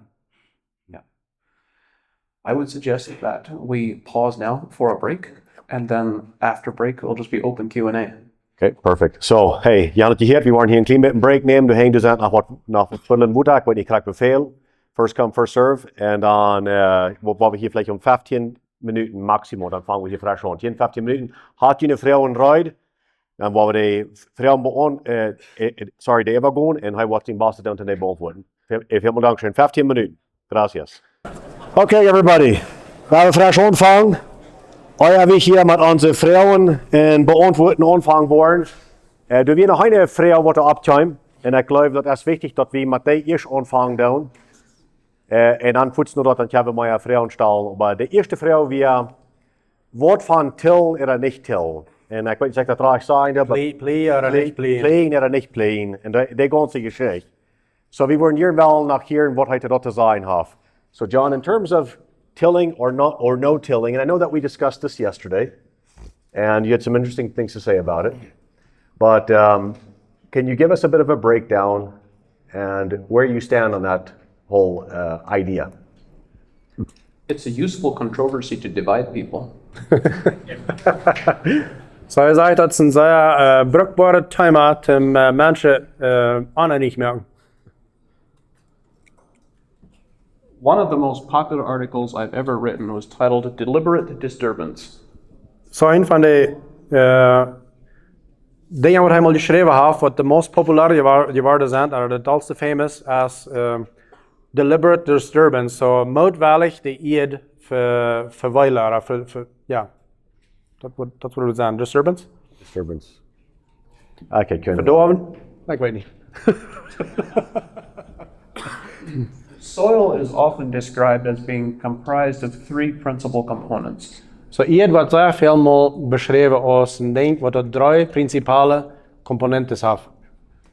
The physical, Fysisch, en chemistry, and biology. en biologico. And each of those three influences the other two. En jeder een van die dingen beïnvloedt de andere ding. I'm of the persuasion that Ik zie me overtuigd disturbance can be very valuable. Is versteer. Oké, ik wil disturbance, dus hij naant versteren zijn, oké? Dat meint dat am doelwil. So, hij is zich overtuigd dat de eed versteren, er ook plei, wat we kunnen zeggen, kan zeer valorabel zijn, dat kan wat beter gaan. When people advocate for no tillage, they're advocating for no physical disturbance. So, wenn Menschen sehr abstoßen für, dass Eed soll nicht versteert werden, de zei dat zal fysicamente niet move en de eerd, maar zij krijgt ze splie. But at the same time, in those types of ecosystems, they are often putting on intense applications of fertilizers and pesticides, which produces chemistry imbalances that change the soil physical characteristics. That's disturbing, right? Yes. Okay.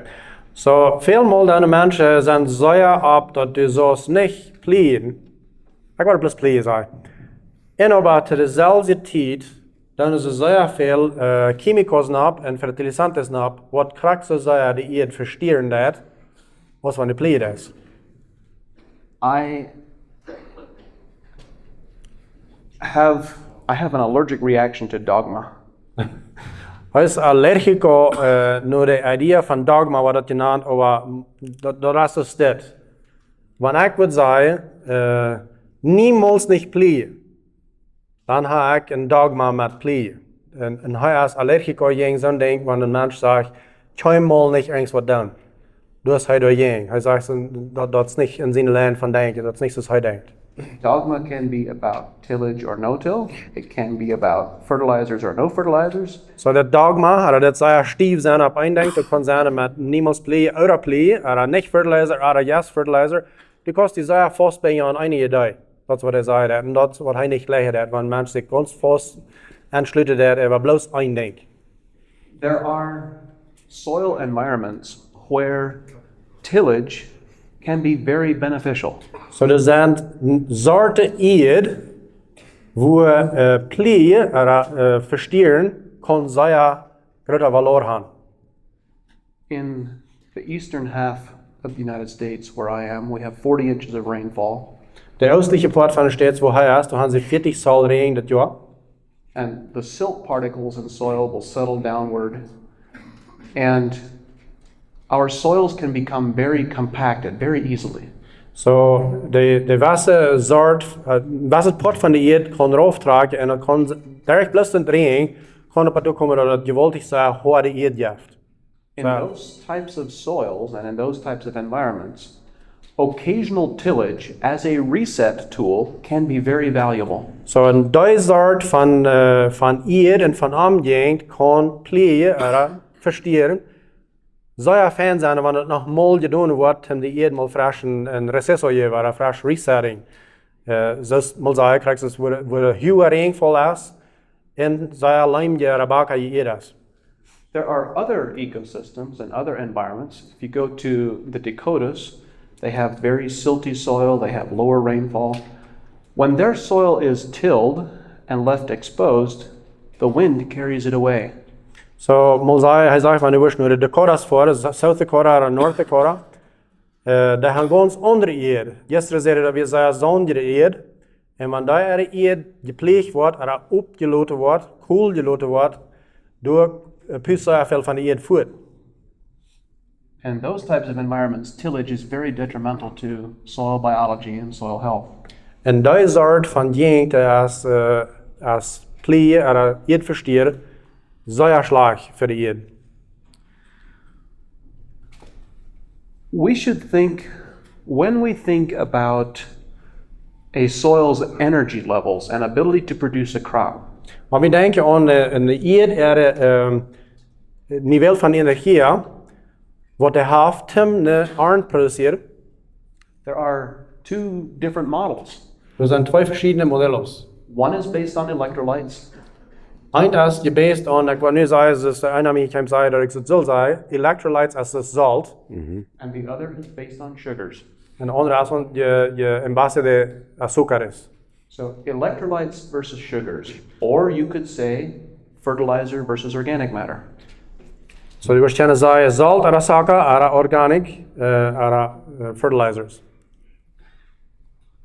This process by which bacteria feed plants is driven by sugar levels in the soil.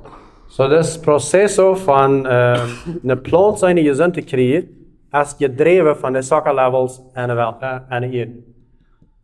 So we should think if we want to replace fertilizers, Want we willen fertilizanten erzetten, we have to replace them with sugars. we moeten dat erzetten met suiker. So What does that sagen? Wait a little bit. I want to know what in the world, like, Zucker merkt mir hier nicht sein. What is the sugars in a different form? carbohydrates, carbon. What? Can you expand your question? Uploadage, what meint dat, Jake? Zucker? Okay, dann bleiben wir Zucker. Okay. Yeah. Sounds good. So we can take two approaches. We can take the approach of adding hundreds of pounds of fertilizer to our soil. So vi kan er två verschiedene vägar ankomma on this trouble. Vi kan hundrede pund van fertilizer abschaden. And over time, that fertilizer, those electrolytes, will deplete the soil of carbon, of sugars. Så en dan över tid, dan wordt des fertilisante, electrolytes als dan salt, de merkt de bloß einfach sagt, dood. And this is why when nitrogen fertilizer was first introduced, common application rates were 20 or 30 or 40 pounds an acre, and over time they went up and up because they depleted the soil over time. Deswegen wordt am Anfang, als nitrogen wordt introduceerd hier ten akeren, dan daar de 20 en 30 en 40 pond am aker, en bij de hand de immer wieder doodgemerkt, door je dat ze nu veel meer aan het brengen. How do you add more sugars to the soil? Wat is meer van dat gouden zakken en de eten? You do that through plants and photosynthesis. So dat is dat der planten, like de soort van planten wat je daar hebt, en photosynthesis, als ik eerst zei, dat zijn de bladeren wat naar de zon kijken en de ambiente zich opnemen dan, en die brengen dat aan de eten aan. So I am less familiar with your environment and your ecosystem. Hij is niet zo zeer bekend met onze gegend hier. I don't know how erodible your soil is and what challenges tillage might bring. Hij weet niet waar zij onze eerd hier kan waarstuiven, of wat van de challenges plie kan brengen. But when I look at bare soil that is present here during the winter months, Wanneer ik kijk naar de eerd wat er opgedaagd is hier door de wintermaanden, that is costing you sugar energy. You are losing photosynthesis. du verliest, dat kost die, dat gouden wat de plant veelt, dat verliest die door de wintermaanden worden opgelegd. And so you have, because you didn't harvest that energy, because you lost it, you now have to replace it with fertilizer. Wenn wir dat nicht geërfd haben, de energie, wat door wir, en we dat verloren hebben, moeten we dat nu erzetten met fertilisanten. Wenn dat op de andere zijde als wanneer wordt. When I look at the various factors that suppress biology, Wanneer ik kijk naar de verschillende factoren wat deze biologico, dus het leven aan de eerd doelreiken dat, the one that often is most damaging is bare soil exposed to sunlight. dat ene van de dingen wat het tolste daño kan brengen is open eerd, wat opgedaagd is naar de zon. When you have bare soil exposed to the sun, the surface temperature can reach 140 to 150 degrees Fahrenheit. So wanneer je opgedaagde eerd hast, dat bovenste deur van de eerd kan bij 140 en 150 graden Fahrenheit And heet worden. that can translate to 110 degrees Fahrenheit at a depth of 4 to 5 inches. Dat 5 zal eraf kan het nog 110 graden warm zijn. And 5 zal eraf, zeg ik sorry. the bacteria in the soil need enzymes to extract minerals and to reproduce. And those enzymes denature above 110. Okay. So de bacteriën wat er is, wat er zal energie geven naar de plant, die veelt dat aan enzymes. Enzymes, die hier op met schaffen, de moment wanneer je bij 110 graden heet worden, dan hier de plus op met schaffen. So that means when you have bare soil, you do not have good biological activity in the top 4 to 5 inches. So dat meint, wanneer je koele eerd hast, dan hast du niet levende eerd, de eerste 5 zal.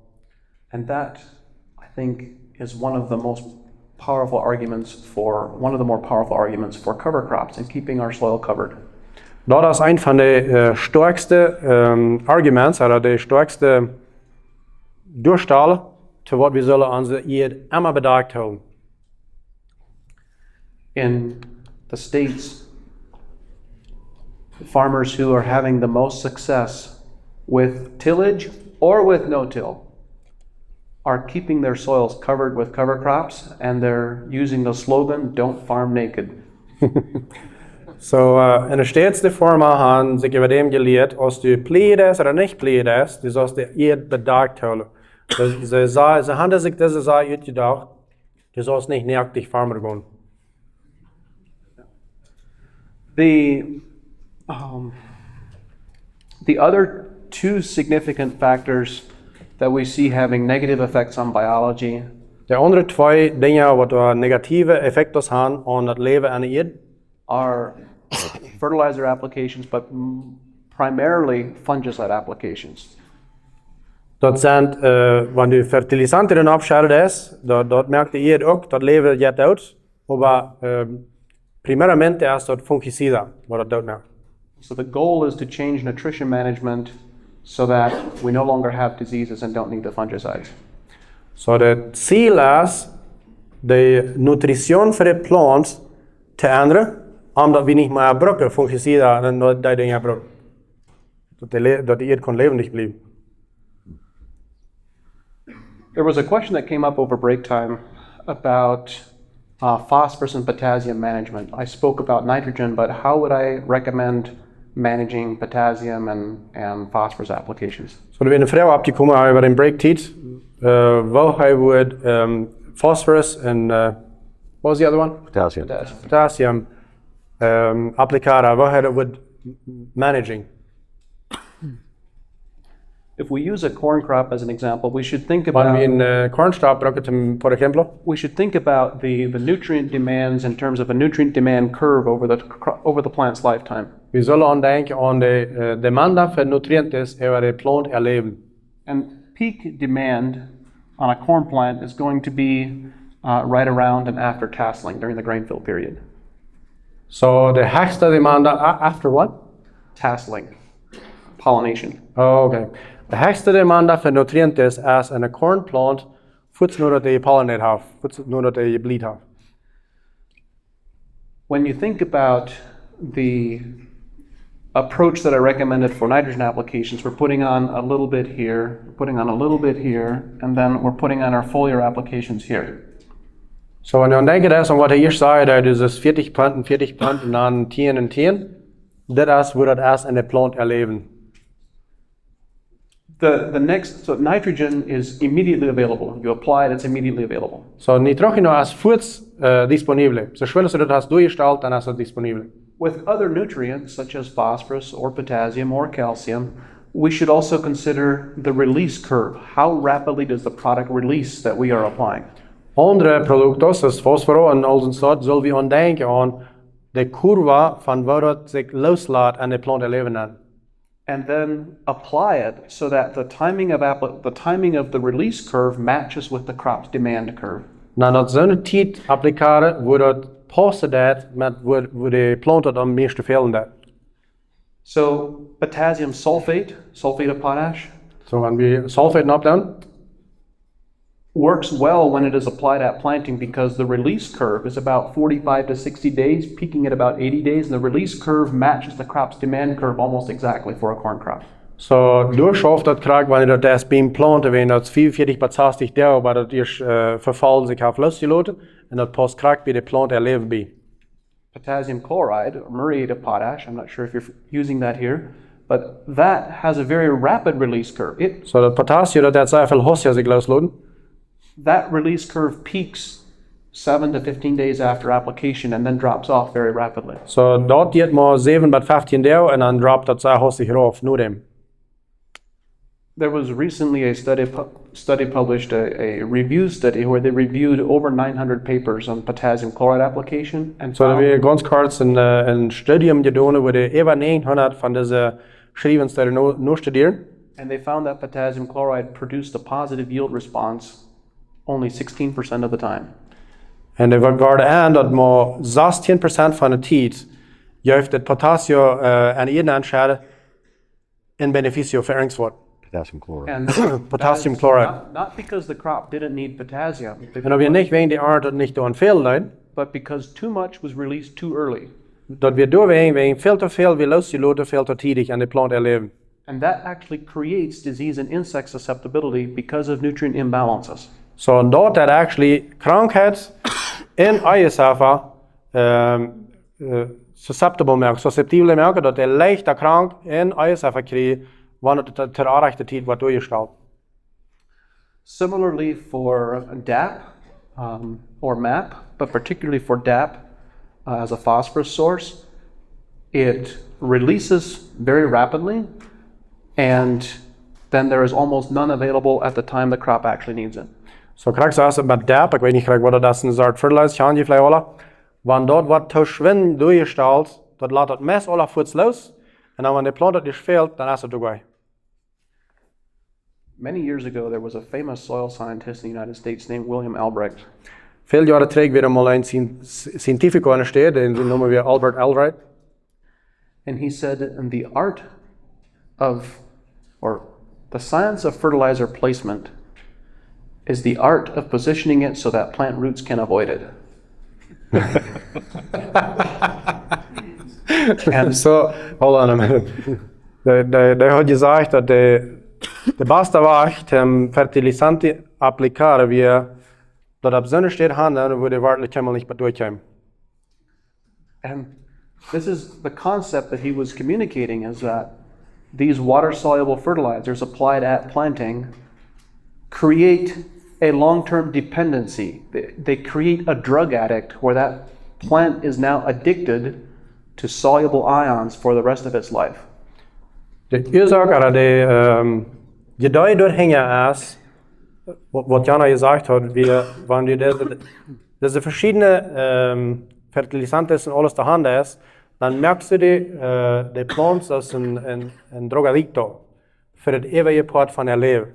De plant als am Anfang van haar leven aangeworden, oh, ik krijg al dat schijns hier, die schoof niet graag het eeuwige part van haar leven, wanneer het te veel am Anfang krijgt.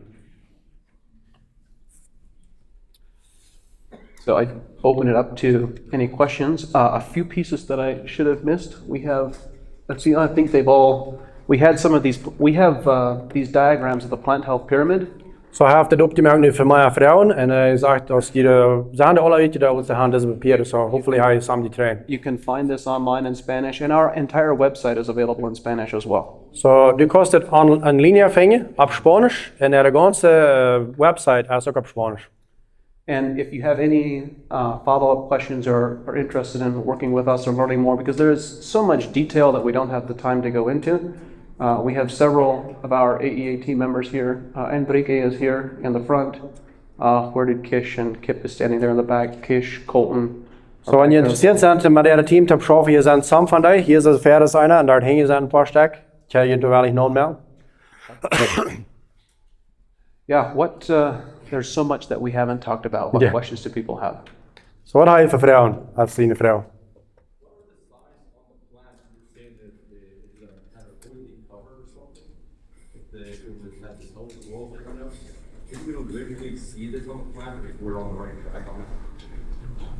You want to translate that? I didn't hear it. So the question was, what are the visual indicators on the plant? How can we see when they have a high oil content? I think was the question. Så det frågan är, vad är det bevis on a plant when det så högt on dessa oils vad är från redan? We see a glossy, waxy sheen on the leaf surface. That becomes much more obvious. The leaves will almost glisten and reflect light. Så vad det designen är så att det plant vad blankerig worden så att säga. Dat så hastig te zijn wegen deze trickdagen daar, er trickblank dat van de zon en ongie. You can also just look at it from a very practical perspective. Because ik moet zeggen praktische weg te doen checken. Most of us have never experienced plants that are as resistant to diseases and insects as the ones that I've been describing. Meeste van ons hebben nog niemals planten gezien wat zo gezond zijn en resistent zijn tegen krankheden en eisenstoffen, als die we van gereed hebben van deel. It is so much fun when this process begins working in soils. So dit is zo schijn wanneer dit proces is aanvangt te schaffen aan de eerd.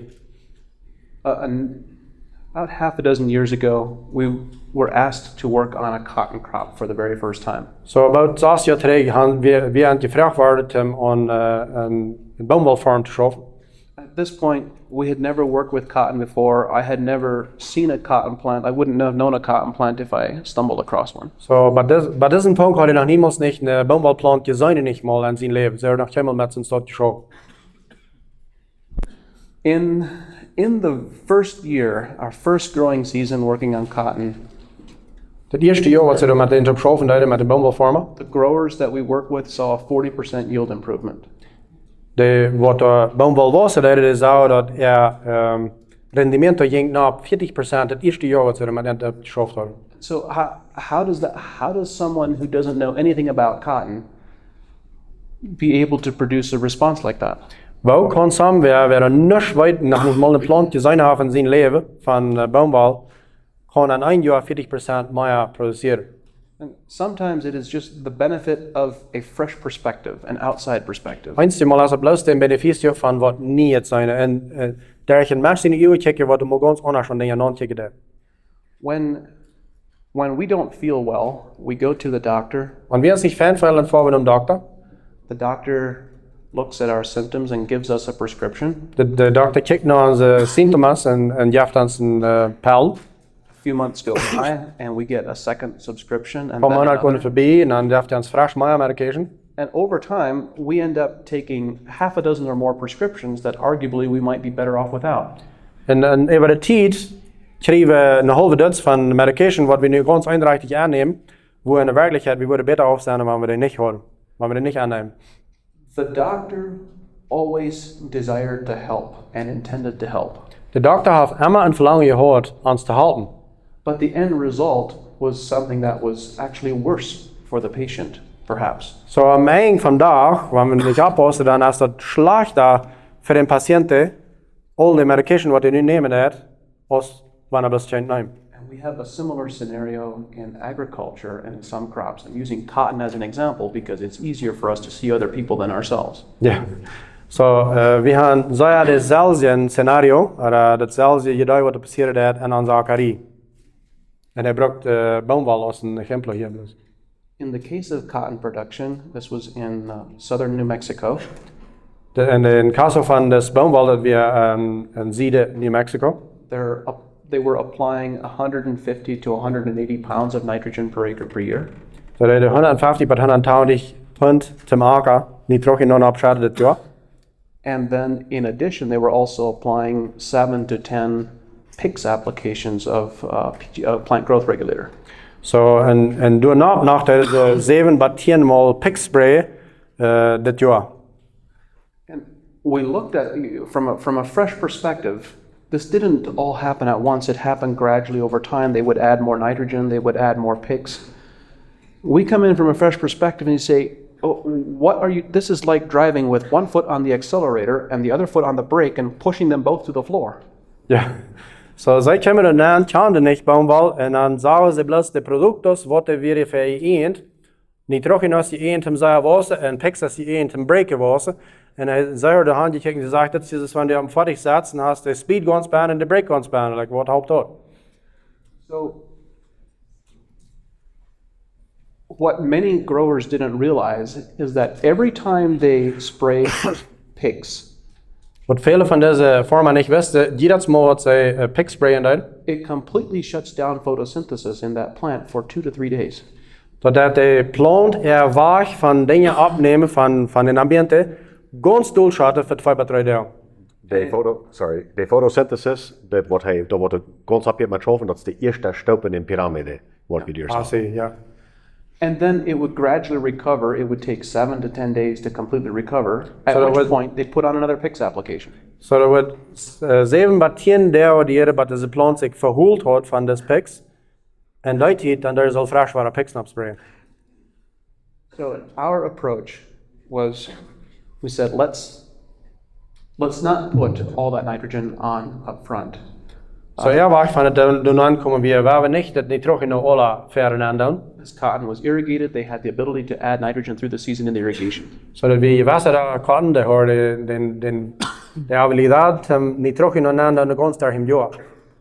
So we reduced the nitrogen at planting. We only applied nitrogen when the plant leaf analysis told us that more is needed. Så det är blåstan nitrogenen och det plant är blått säd mi fällt mer. And we addressed all the various trace minerals. We put on trace minerals as foliar applications and at planting. Så det är all dessa andra minerales och då nås vad det plantat fällde. The leaf analysis through the season showed us that we had generous levels of nitrogen all the way up to the bowl fill period. Så det testande blära det visade det har ju nog nitrogen och gons på det omfånget dessa bolls med. So the end result was that we applied only 40 pounds of nitrogen through the season. Så det resultat al final vi att det har där den ganska temporada plus 40 pound nitrogen och uppgedon. The total fertilizer budget was much the same because we hadn't spent money on nitrogen and other things, but we'd spent it on trace minerals. Så det totala kostet för det fertilizer för det år vi säger karaktär rein, och så har det nu en all de minerales när då investerar nitrogen. The PIX applications were zero. Så det har chain picks ju spread. The fungicide applications were zero. Så det har chain fungicida ju spread. Insecticide applications were zero. The what? Insecticides. Så chain insekticida så inte upp till spread. And the yield increased by 40%. En det rendimento gick upp 40%. So the point that I want to make is these foundational principles. Det punkt vad jag vill märka är att dessa fundamental principles vad det Plant physiology, soil biology, those principles are applicable and they work in any context, in any environment, whether you're working with bananas or coffee or wheat or corn. Så vad jag vill klara märka är att dessa plant biology, plantgesundhet, plantleven, planteleven en eedleven, det zijn ren alla vägen kraken rein. Det är skillnad så det med bananaschops eller med värdschops eller hvor en valt det där så det är just rök. Det är skillnad. Det är alla rein. Yeah. So, what questions do people have? Dat mag je vragen. How to improve soil biology and how to measure it? How do you improve soil biology and how do you measure it? You can never have enough. Så de vraag wie wat is du leven beter maken en wat is dat meten? Foundationally, you build soil biology by having photosynthesis as much as possible and transferring sugars into the soil. Okay, photosynthesis, dat is fresh. Traditionally, are the best way from the say that again. I'm gonna Foundationally, okay, you build biology with photosynthesis. Okay, so the fundament van eet beter maken is met de plant gezond hand dat de kan dat opnemen wat de zal en dat trekt de zakken en de eten aan. De plant is de principal ding wat eet zal beter maken. Ik wil een klein wat te zeggen. Wanneer geackert wordt, das haben wir das gestern gesagt, wanneer geackert wordt, eet wordt jeder Jahr stärker und besser, nicht schwacher. Das ist einfach das Gott, das geplant hat. Dat de plant nimmt sich all die Sonnenlicht und all das, was an Wind ist und Regen, und de drift dat an de Erde an, omdat Erde wat beter wordt. Dat is het ziel van de plant. So that's what the Erde beter maken is. When you consider the quantity of sugars that photosynthesis contributes, take a corn crop, for example. Wenn du in Betracht nimmst, de Samen van suiker wat een stuut produceert heeft,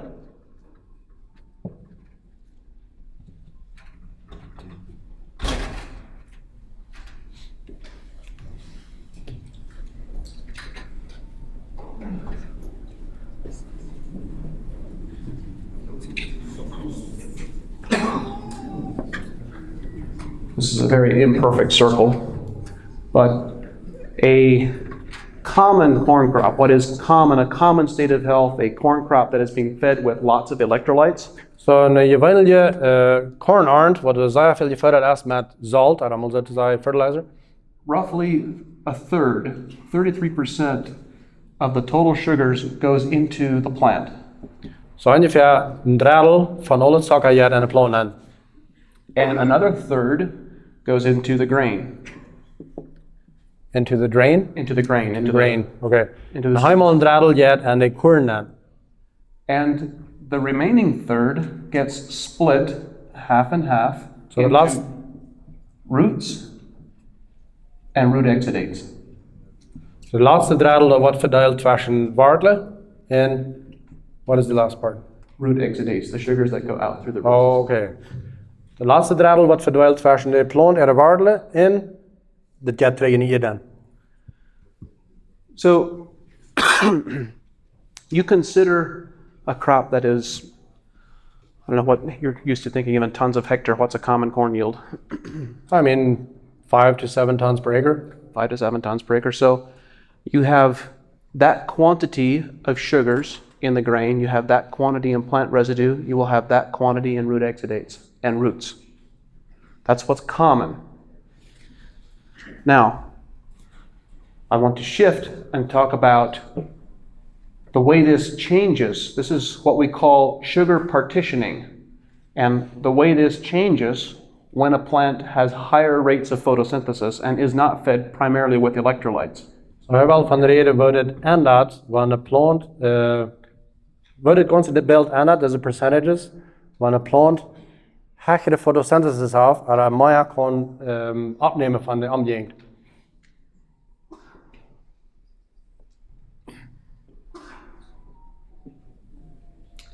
So now, when you increase photosynthesis from, say, 20% to 40%, you double the sugar production every day and over the course of the entire season.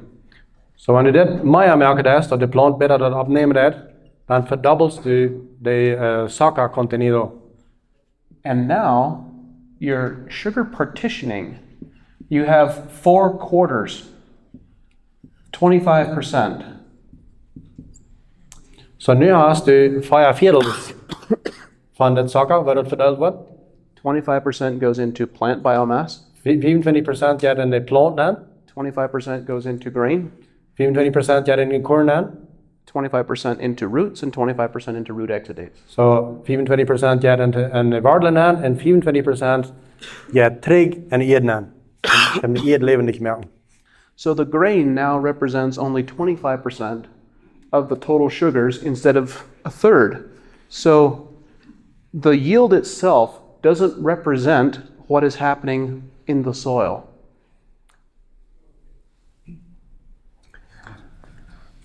So are you saying that before it was measured based on sugar content and now it's not? So I'm giving this example in terms of percentages, but if we apply actual pounds, let's just call it for the sake of discussion. Let's say this represents 5,000 pounds of sugar. Okay. And this is 5,000 pounds of sugar. Now here, in roots and root exudates, now you also, here you have 10,000 pounds sugar total, and now you have 10,000 pounds below the soil. Oh ja. Previously, so you have a total of 20,000 pounds. The previous crop had 10,000 pounds total, of which 7,000 pounds got exported. So when you look at the actual numbers, this soil got 10,000 pounds of sugar, and the soil with a crop at 20% only got 2,000 pounds. Okay. So wat ik proef te zeggen is, wanneer het rumdraait is, de ede veelt allemaal wat teruggeeft. Ede moet allemaal wat teruggeeft, want je kost niet voor allemaal bloos terugnemen, dat is een bank. Je kost niet allemaal weg bloos wat terugnemen uit de bank, ohne dat niemand wat nadenkt. Dat ook gaan, maar uiteraard. Dit is krijg zo. Wanneer we de plant zo behandelen, dat de dradel zich verdeeld heeft, dan brukt de zoja veel meer om den korn produceren als wat de teruggeven heeft. 10.000 pond gaat aan den korn aan, 2.000 pond gaat aan de eden aan. So die neemt veel meer uit als wat de teruggeven is. En deze kaso, wanneer de plant gezond gemaakt wordt, zodat de kan dat teruggeven aan de eden aan wat de ede veelt, je hebt de krijgt zoveel terug in de eden aan als wat we roofdragen dan. Very good. When back in history, during the 50s and 60s and 70s, I go back and I read the agronomy journals of that time. And the agronomists, if you ask the agronomists of the day, what was the fastest way to build organic matter? Their answer was the fastest way to build soil and the fastest way to build organic matter was to grow corn. Så in de 60 jaren, wanneer we nog agronomen gegaan zijn in de States, en den gevraagd han, wat kan ik mijn eerd leven ja maken? Den zijn antwoord wordt gewaar was corn, like planten corn. Dan was het boezigste kennen, die eerd leven niet meer. And that was because corn is a C4 photosynthetic pathway plant. It's a very efficient photosynthesizer. It's one of the most efficient plants at photosynthesis and sequestering sugars in the same family as milo and sorghum.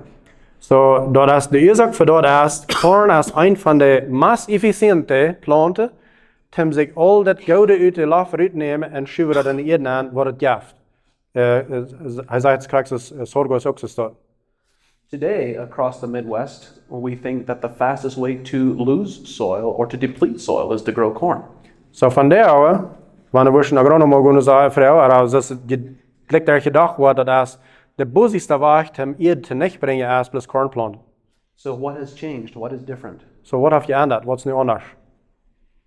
The difference is De onderscheid is, post Second World War, we started using nitrogen fertilizers at first in small amounts. so nu de Tweede Weltkrieg fangen we aan fertilizers te gebruiken. Eerst in ganz kleine amounts.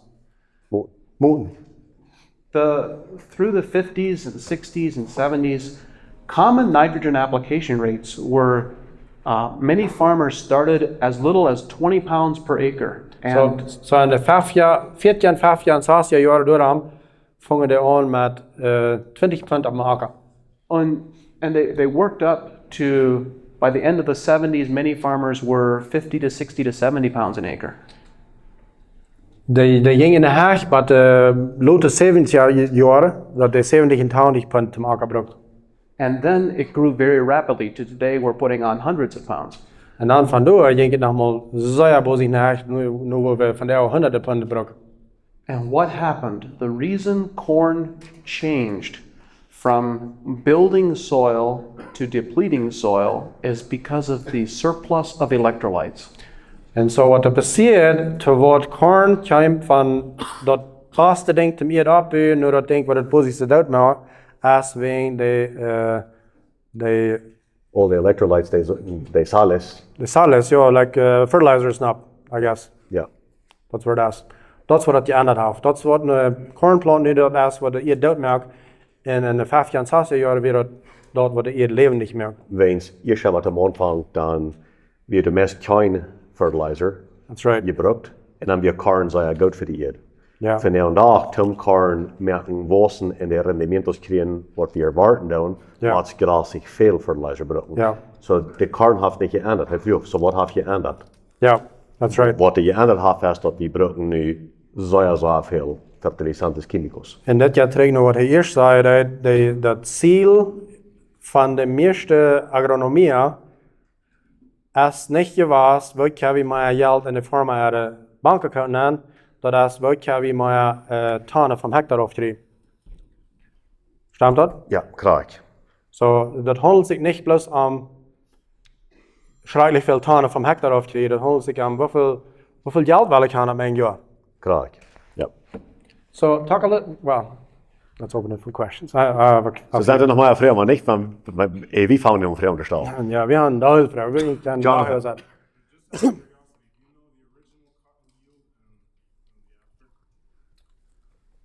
Do I know the original cotton yield on the African? You mean from that case in New Mexico? Case. It escapes my memory right now, but it was not just a cotton record or a cotton yield over regional averages that year. It was a new yield for the area, for the region. New So record. it was a new record yield that we got in that year. Very good. Deutschland einer, wer wieder? One question, we've always been told that, like in the area where there's a high sodium content in the soil, that the trace minerals, everything is always blocked. That you need to put a lot in to get it out again, like the plant that will not show any deficiencies. With this system, the pyramid that you just showed us, will then, doesn't make any difference if there's a high sodium content in the soil by itself, or also in the water, and but it will still work the same way? Yes. So sodium, it's in itself is also an electrolyte. Yeah, so it's- And so when we have irrigation water that is high in sodium, or when we have soils that have accumulated a lot of salts or that have accumulated a lot of sodium, the answer is that yes, that will also suppress this system, and that needs to be compensated for with more sugars. And there is, how are we doing on time? we're good. I need to. So while you get that ready, so let's just translate this first part. The question was, vrouw, ja. ik kwam Engels was aan, oké? De vrouw, wanneer ik de recht behouden had, oké, we gaan hier tot waan doen een soort eerst, de hebben een contenido de sodio, o sales en otras palabras, nee? En du veel een deel van deze trace minerals, de minerales, ik weet niet, de noem krijg je op Spanisch. So, wat doen we met een beschoft dat en wat veel te doen en schoft het systeem krijgt met dat ook. En dat soort je nu wel geloof ik erklären. Wie dat massum inmiddels 10 vrouw? Ja, perfect. Okay, so I go. I'm going to test your translation. Oh boy. Je weet nog, ik merk die weer op en ik er niet ga.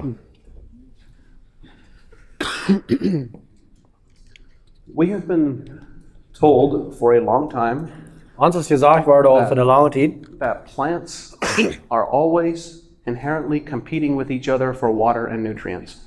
dat planten dan erin aan competentie schaffen om je zich voor nutriënten en water. But I had an experience in 2012 where it became obvious this was not true. So we hadden een experientie in 2012 wo hij dat ganz klar zijn kan dat we niet de waarheid. We had a farmer that aggressively tilled an alfalfa field and planted corn into that alfalfa. So ze hadden vormen wat een alfalfa vlek onjepleed uit en voor corn te planten.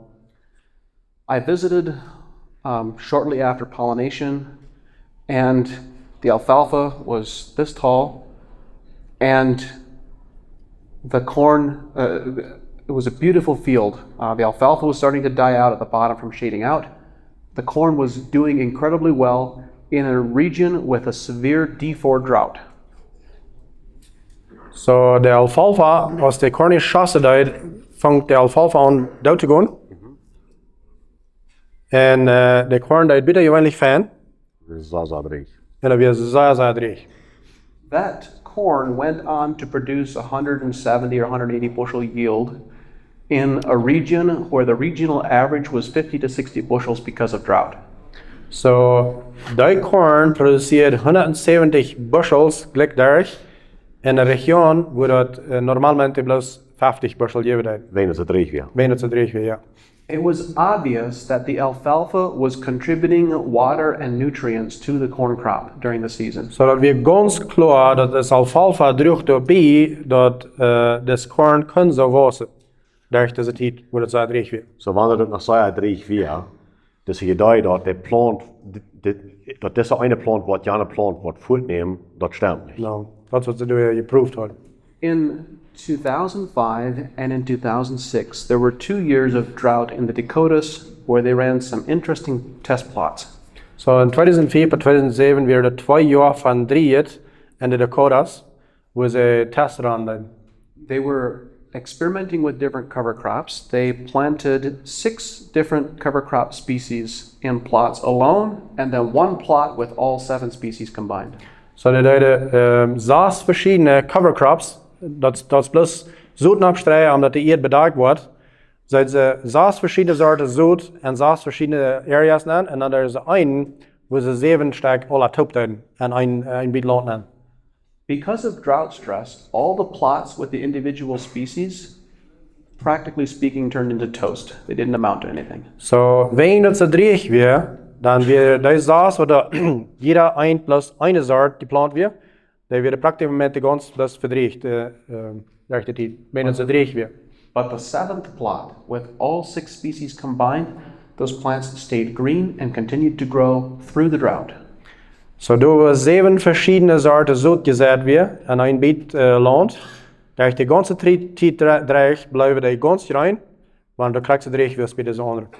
So if those plants are competing for water and nutrients, how does that work? Så wanneer planten competentie zijn wegen water en nutrient is, waar is dit dan mogelijk dat ons dit kan passeren? What we have been learning is that in healthy biological systems, Wat zij geleerd hebben is in gezonde levende systemen, plants collaborate with each other. They don't compete with each other. planten en gezonde systemen, die schaffen top. Die zijn niet in competentie met zich ondereinander. So I want to talk about that. This is a beautiful process and concept by the way this works in soils. I want to talk about this concept called quorum sensing. Så hij wil nu van dit ding schaffen wat de quorum sensing zijn, dat van nou wel herinneren. If you are not familiar with the language, you're very familiar with the concept. Want die vielleicht niet bekend zijn met de wierd, met de spraak, die zijn zeer bekend met de concepten. Think of a honeybee colony. Denk mal aan een honeybee colonia, waar daar bij je top zijn honeymelk. Honeybee colony, you have tens of thousands of individuals, but behaving with one purpose. Du hast die tienduizenden bijen, verschillende bijen, maar die zijn de alle voor een oorzaak. Each of those honeybees has a very specific job at different stages of life. Jeder een van deze bijen, die heeft een zeer meticulous arbeid en dessen processen. In the soil, there are two different levels of quorum sensing. En in eerd, er zijn twee verschillende niveaus van quorum sensing, zo miteinander. The first level is with one species, as with the honeybees. De eerste niveau is met een soort dieren, krijgt met de bijen. The same process works in our bodies. En hetzelfde proces schaft in onze körper ook. I'm just recovering from bacterial pneumonia. Hij houdt die nog maar groot uit van pneumonia aan. When you have bacterial pneumonia, at the early stages, you have a few hundred or a few thousand cells. They all behave as an individual. So am Anfang, wenn du bacterial pneumonia hast, dann hast du ein paar hundert oder vielleicht ein paar tausend verschiedene Cells, die da alle einzeln schaffen lernen. Each individual cell is responsible for finding food, for reproduction, and for protecting itself. Jeder ein von diesen Bakterien ist responsabel, um sich selbst eten finden und sich selbst beschützen und leben bleiben. When the population becomes large enough, all of a sudden they begin behaving like a honeybee colony, and they begin behaving as one superorganism. So, en dit is een herd van cellulas, eerst groot genoeg wordt, dan moet eenmaal hier de op met fysiek plus zelf strijden, dan schaffen de alle topses eind. Now, each cell is responsible for only one thing. One is responsible for getting food, another is responsible for protection, and it's at that point that they begin producing biofilms or mucus.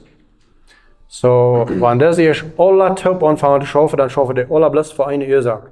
Aber die haben verschiedene Responsabilitäten. Einer sieht nur Eten, der andere sieht nur Protektion und so weiter, aber das Ziel ist bloß eins. Then there is a second stage of quorum sensing, the same concept, but it is now a large enough, so you think about this first stage.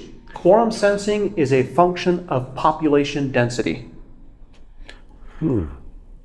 Okay, so quorum sensing heeft met de functie te doen dat die genoeg population krijgen is. In dit geval, de population heeft met de cellulas te doen. Hast die genoeg cellulas. Met de bijen heeft het te doen, hast die genoeg bijen. Wanneer er genoeg bijen zijn, dan schaffen niet een bie en drie of vier verschillende dingen. Dan kan hij zich aanvangen te concentreren, jeder aan één ding. Krijgt dat met onze cellulas. The next stage of quorum sensing is when it includes all the microbial species in the soil and the plants, and they all begin communicating as one superorganism. Okay. So, je zegt, er zijn twee niveaus van krakzien bacteriën waar je van redt, maar dat is een eerdkrak zo. De nächste niveau van een eerdschoof is wanneer de bacteriën en de eerd in de plant aanvangen op te schaffen als eind. De hebben bloß ein Ziel, wo die haben Ziel. This is an incredible, beautiful process, and the way plants behave completely changes. En waar planten zich opstellen, wanneer dit eerst eind wordt, dat verandert waar de plant zich opstelt reengons. Oder waar de plant zich verholen, dat zou ik zeggen. Wow. Of the many thousands of different types of soil life, So van de vele duizenden verschillende soorten van erdleven wat er is, each of them are very good at some specific things. One species is very good at extracting phosphorus, for example. so er zijn duizenden levende dingetjes aan de aarde. En jeder een van deze duizenden dingen is zeer goed aan één ding. Zum Beispiel gebruikt hij einer ist vielleicht sehr besonders gut zum Phosphorus rausnehmen uit de aarde. So once you have this large community that is thriving, now each species is no longer responsible for protecting itself. So wenn du erst eine große Kolonie hast, wo du alle Topschafen, dann ist nicht jeder ein von diesen kleinen lebenden Dingetjes responsabel, um sich selbst beschützen und sich selbst verstehen und alles. And now they can specialize. They become very good at extracting phosphorus and minerals and providing them to plants. So nu wordt het zeer goed en mal zeggen, krijg. We hebben het mal zeggen, dus een kleiner knipper, der is nu besonders goed aan zich eine soort fertilizer die eruit holen en brengen den naar de plant. En wenn hij nu een grote herd ram zich heeft, braucht hij niet meer zijn camera om zichzelf beschützen. Nu kan hij bloß concentreren op deze eine soort, eruit holen en checken eruit naar de plant en concentreren. And plants are also a part of this quorum sensing community. And the plants begin collaborating with each other as well, sharing water and sharing nutrients. So planten zijn ook part van deze ganze communiteit, wat de topschaffen dat. En so planten die communiceren onder zich en delen zich dat water aan, doen ons dat veel net. As an example of the way these plants are sharing and exchanging nutrients and energy, So zum Beispiel, waar deze planten zich in een ander onderstellen met nutriënten en water. there was recently a book published in Canada titled Finding the Mother Tree. Er werd ganz kort een boek geschreven wat zich naant Vinger den Mutterbaum. They found that when a tree drops a seed and it germinates, So ze vangen van een boom en zo erop valt en dat valt aan de kien.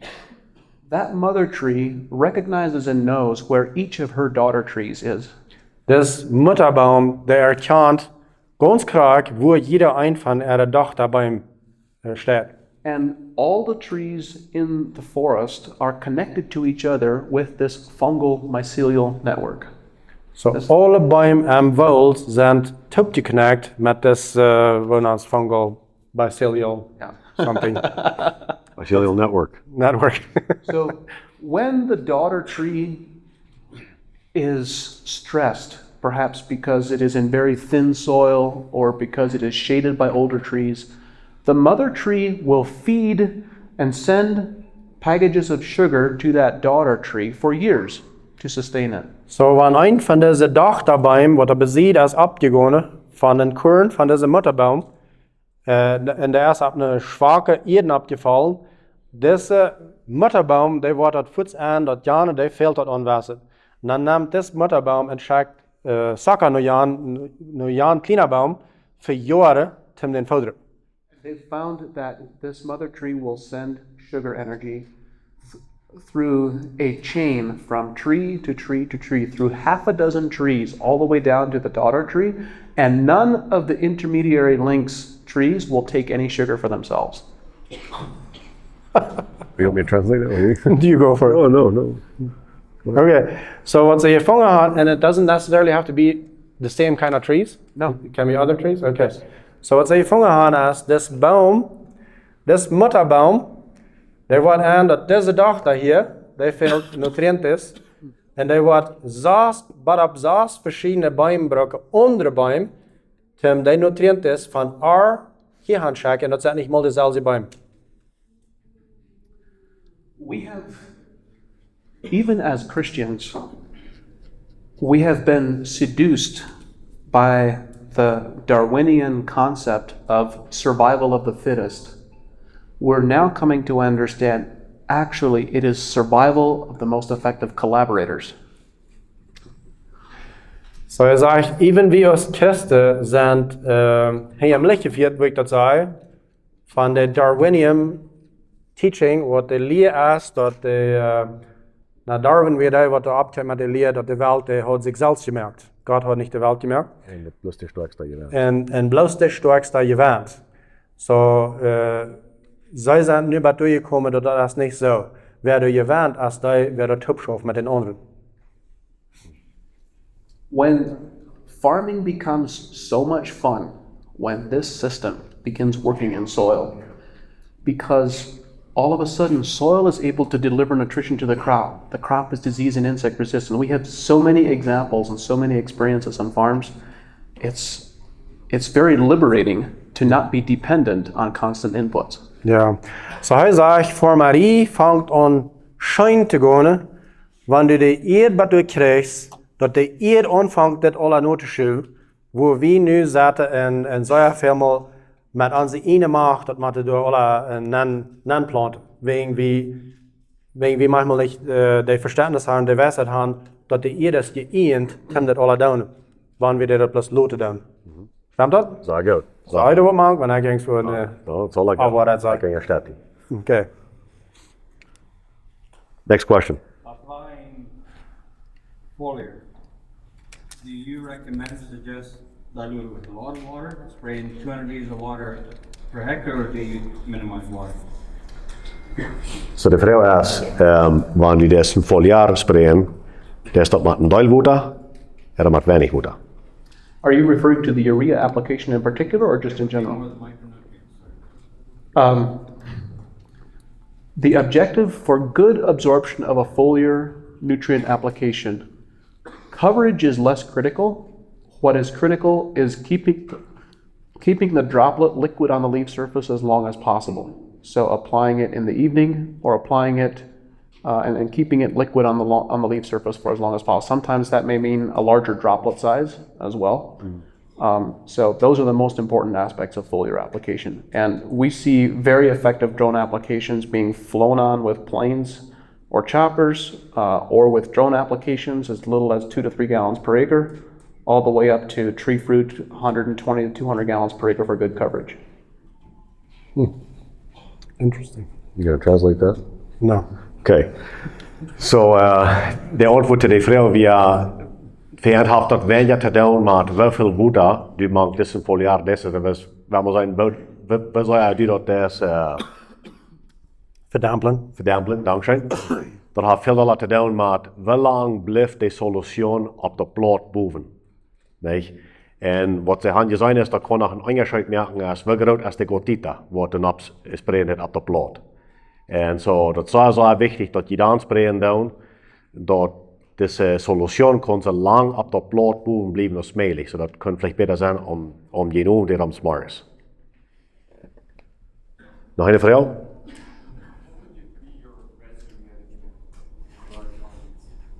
Residue management in dry climate. Rescue management. Residue. Oh, residue. Sorry.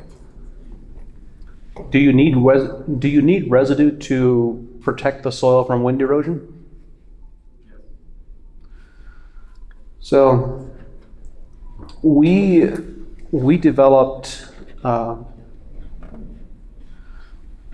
almost 20 years ago, maybe 15 years ago, we developed some biostimulants and inoculants to speed up residue digestion, and they are very effective. We have a product called Revenant Charge that we use to digest residue, and we actually, the growers that we work with in areas that are prone to wind erosion, southwest Kansas and some of those areas, we are no longer recommending fall applications of that product because it will make the residue disappear and it'll be gone by spring.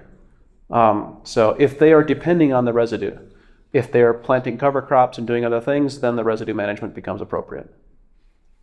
Okay, nu hebben we met de vraag aanvangen. So wat is residue management op die? Ja, wat dan? Met die strouw. Oké. En zo dan de antwoord weer. Ze hebben een product dat heet Remnant Charge.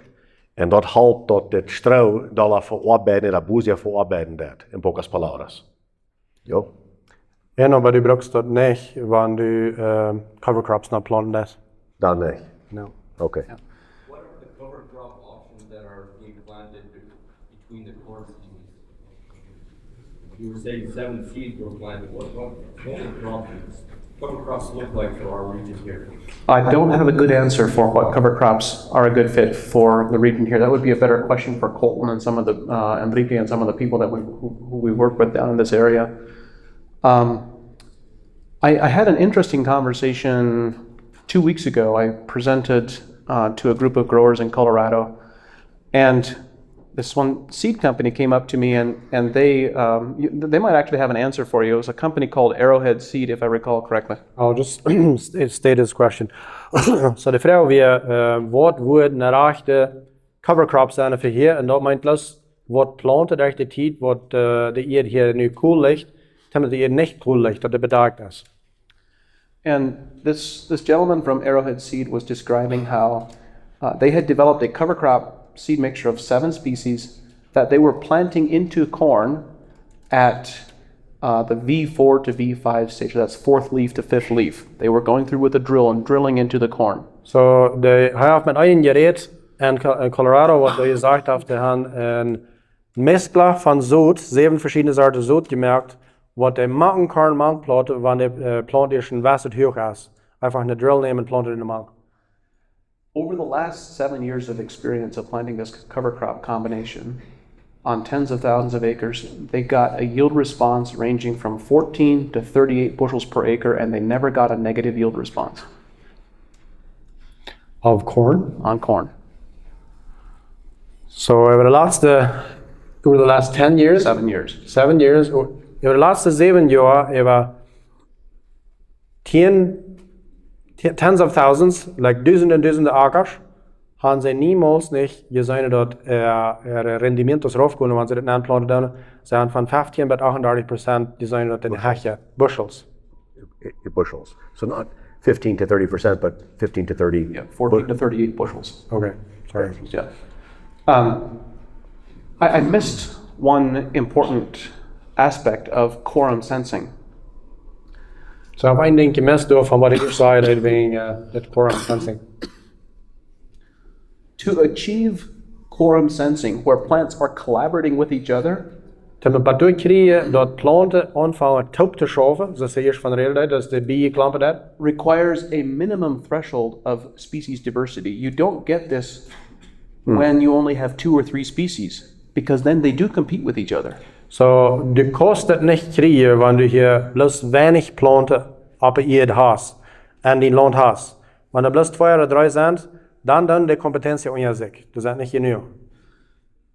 Just from experience, the rule of thumb that we're developing is that it takes at least 7 or 8 different plant species from completely different plant families, so not oats and wheat and rye, to have this quorum sensing effect where plants are collaborating with each other. So der sagt, das braucht wenigstens 7 bis 8 ganz verschiedene Planten, aber selbst gestappt geplant, damit der anfangen top zu schaffen. Wenn du weit in Hoover und all so dort ist, das von derselben Familie, dort teilt nicht. Du machst 7 oder 8 ganz verschiedene Familien top haben, damit die können anfangen top zu schaffen. Wenn das 3 oder weniger sind, dann die bloß Kompetenz unter sich. And the reason for this is because each seed carries its own bacteria inside the seed. A single corn seed will have 7 to 9 billion bacteria inside the seed. So deswegen, jeder Korn hat seine eigene Bakterien an sich. Ein Korn hat 7 bis 9 Billionen verschiedene Bakterien an den Kornbahn. And because each different plant species has a different microbiome and they bring different bacteria to the soil, you can much more easily build up the large population that is needed to have quorum sensing. That one I didn't understand because wouldn't they still compete against each other though? No. So each plant species has its own bacteria that it brings that is unique, and each plant species feeds its own bacteria. Right. So when you have 100 species, it's easier to build large populations of each species than if you only have 10. You have sugar contributions coming from more different plants. So it's better if there's a much higher volume variety than a lower volume variety. It's not just better, it's essential if you want to get to quorum sensing. Okay, it has to work. Okay. So det konstaterar man från quorum sensing dort schaft moldan, wenn du so viel verschiedene Sorten Bakterien und Bakterienfamilien sind, in jeder Sort Sud hat er eine Familie von Bakterien. So du musst, das ist nicht, dass das besser ist, das heute mir selber, aber du musst genug Varietät haben, dass die keinen Umfang zu schaffen. Wenn jeder einer schafft ab sein Weg, und wenn du bis 2 oder 3 sind, dann sind du nicht genug verschiedene Sorten, dass sie keinen Umfang unterhalten. Du sind zu wenig, wo die verschieden sind, dann schaffen die für sich selbst. So das ist mathematisch ein Exempel. So then if there is only one kind of crop on a field, soybeans or corn or something, then They do compete with each other. then the plants in itself compete with each other. Yes, absolutely. And so this seed company, their cover crop mix is being planted on both dryland acres and irrigated acres, and they have never once observed a negative yield response. That tells you that those plants are collaborating with each other instead of competing with each other. Interesting. Så vad det är wenn du das många verschiedene sorter, vi würde einfach nach einer ankryt plante mangt din korn, danach keinmal je sein, dass der korn wenn je jaft, wegen dort wenn die anfangen top zu schaffen, oder. Aber wenn korn bloß für sich selbst, also nicht bloß korn, Sorgo, irgendwas, dann haben wir Monocropping. Wenn da bloß eine Sort auf der Stab steht, dann eine steht gegen die andere Kompetenz. Der schaffen nicht top. Okay. Very good. The foundation of this process that we're describing, there are 2 things that we really need to figure out. One is we need to figure out how to reduce our electrolytes, because it is like we are constantly jacking up our body on steroids. We create, if we are constantly adding fertilizer, then we are creating a system that has an addiction. It has an addiction to those electrolytes. So we need to figure that piece out, and we need to figure out how to increase photosynthesis. What we should be thinking about is how many days of the year is our season, or is our soil collecting sunlight? If you have a corn crop, I don't know what the length is of a corn crop here. Is it 120 days? So you have, let's say you have a 120-day corn crop. You have 120 days of collecting sunlight out of a 365-day year. That means the remaining 230 days, all the sunlight that is landing on that soil is not being captured. It's not being converted into sugar and being put into the soil. So you are only capturing a third of the energy for the entire year in your soil profile. Well, This is very good. This is going to be fun. All right. So, det zijn 2 dingen. Dat eerste is, wie man 2 dingen schaffen. Nummer 1 is, wie man uitvindt, wel wie welche fertilizantes kan gebruiken, wat basal zijn in electrolitas y sales, en pocas palabras. Nee? So, wenn wir dort können erreichen, dann können wir ihren Umfang gesünder zu machen, immer den wirklichen Umfang zu schaffen. Der zweite Punkt ist, wo können wir unsere Photosynthesis nachbringen? In pocas palabras, wenn du 300 Tage von Sonne hast, dan kom je hier wat nummers uit denken. De zon op de aarde heeft niet fotosynthesis. O sea, wat is fotosynthesis? Dat is, in pocas palabras, wanneer de zon op een plant opschijnt en de energie wat de plant krijgt van de zon, maar dat merkt de pot van den suiker wat de tree in de aarde aanschrijven. Wat de eet beter merkt. Wat de eet sterker merken dat, niet? So, wanneer du 300 Tage Sonnenschein hast, en 100 van die 300 Tage hast du eine Plant boven, dann schafft die Plant die ihr besser merken während der Zeit. Wenn die andere 200 Tage nicht boven ist, dann hat die Sonne direktamente auf die Erde ab, und dort merkt die Erde schwacher. Und dort gibt die nicht mehr Zucker, in pocas palabras. Ja. Right. But that actually, as I said, that the enzymes, dat merken, dat slopen merken, dat wanneer je frisse planten hebt, dat het danach weniger van de energie aan de ene. So I think we got translated up to the point where you said we have to do 2 things, and we basically went into the photosynthesis part and explained that. And then the 200 days versus the 100 days. Yep. So this is maybe a different way of thinking about tillage versus no-till, I have seen farmers be very successful at regenerating soil health that were tilling their soils. And I have seen farmers be very successful at regenerating their soils when they were no-till. So wat hij zei, dat als hij met het plegen en niet plegen, heeft hij zijn dus een vorm waar dat zeer erfolgreich doen, wanneer de plegen doen, en een vorm zijn waar dat kuimel plegen doen, en hij had ook zeer erfolgreich lekker gemerkt die eet. The common denominator of success is not tillage or no tillage, it is cover crops. So dat denk wat du überein hast bij deze bed, is niet dat einer plegen, einer dat niet. Dat is dat de bedaken dat met een arend, wat er was dat, ze zei dat met 7 andere soorten zo. I have seen many farms who have been no-till for 30 or 40 years, and their soil health has declined because they did not include cover crops. So voor mij zijn wat er 30 of 40 jaar niet gepleegd hebben, en daar ihr gezondheid is eraf gegaan, maar die hadden het niet bedacht met deze cover crops. I also host a podcast for those of you who can understand English. It's called the Regenerative Agriculture Podcast. And on So I have een podcast waar ik van deze dingen alle reden deed. Wanneer je avonds Engels kent, wie wordt het je bekend je wordt en door je zeer veel van deze dingen eindelijk leren. Waar je een tijd van deze dingen reden deed. On that podcast, I interviewed a farmer from Nebraska named Brian McGarren. And Brian has been very successful with this type of approach. He's growing corn on corn year after year. And he grows a cover crop between each of his corn crops. And he fertilizes his cover crop. He has said that the most effective thing, the most economically and financially rewarding thing I can do is to fertilize my cover crop as if it were my crop. So hij heeft een vriend, hij Brian, dat heet Johan nu Johan Karnakeren. En wat hij, dus een exempel wat hij hier nu wel gebruikt is, hij heeft bij een cover crops en nog een aard stuurt wat hij planten deed.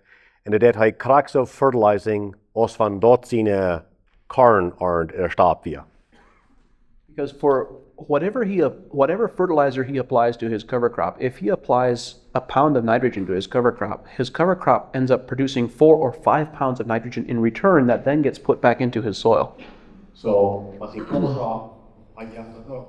Dus als we wel, en de cover crop, ween fotosynthesis, die maakt den nitrogen een 5 punt wie vamos ein proteínas, nitrogen, nutrientes, wat de trainen in aanschrijven dat. So, for minimal expense relative to a fertilizer bill, he can plant and fertilize a cover crop and uses that cover crop to fertilize the following corn crop for a fraction of the cost. So er staat zeer veel fertilizer gebruiken en dat de aankosten doet erg best opgaan down. Maar veel weniger geld heeft hij een cover crop, wat hij ook een beetje fertilizer geven heeft, maar die cover crop dat meer nitrogen en nutriënten in die eten aan, als wat nu hier plus de fertilisanten kunnen wordt veel directer. Nog meer vragen?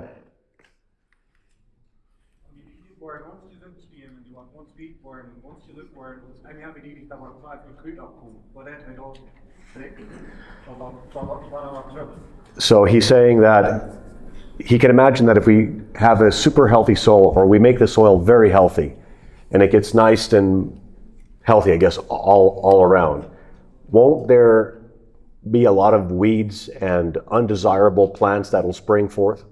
And how do we manage that? Our observation and experience has been that weed patterns will change. So ervaring is en bemerking is dat kruidleven en kruiderwacht van ramzane wat andere.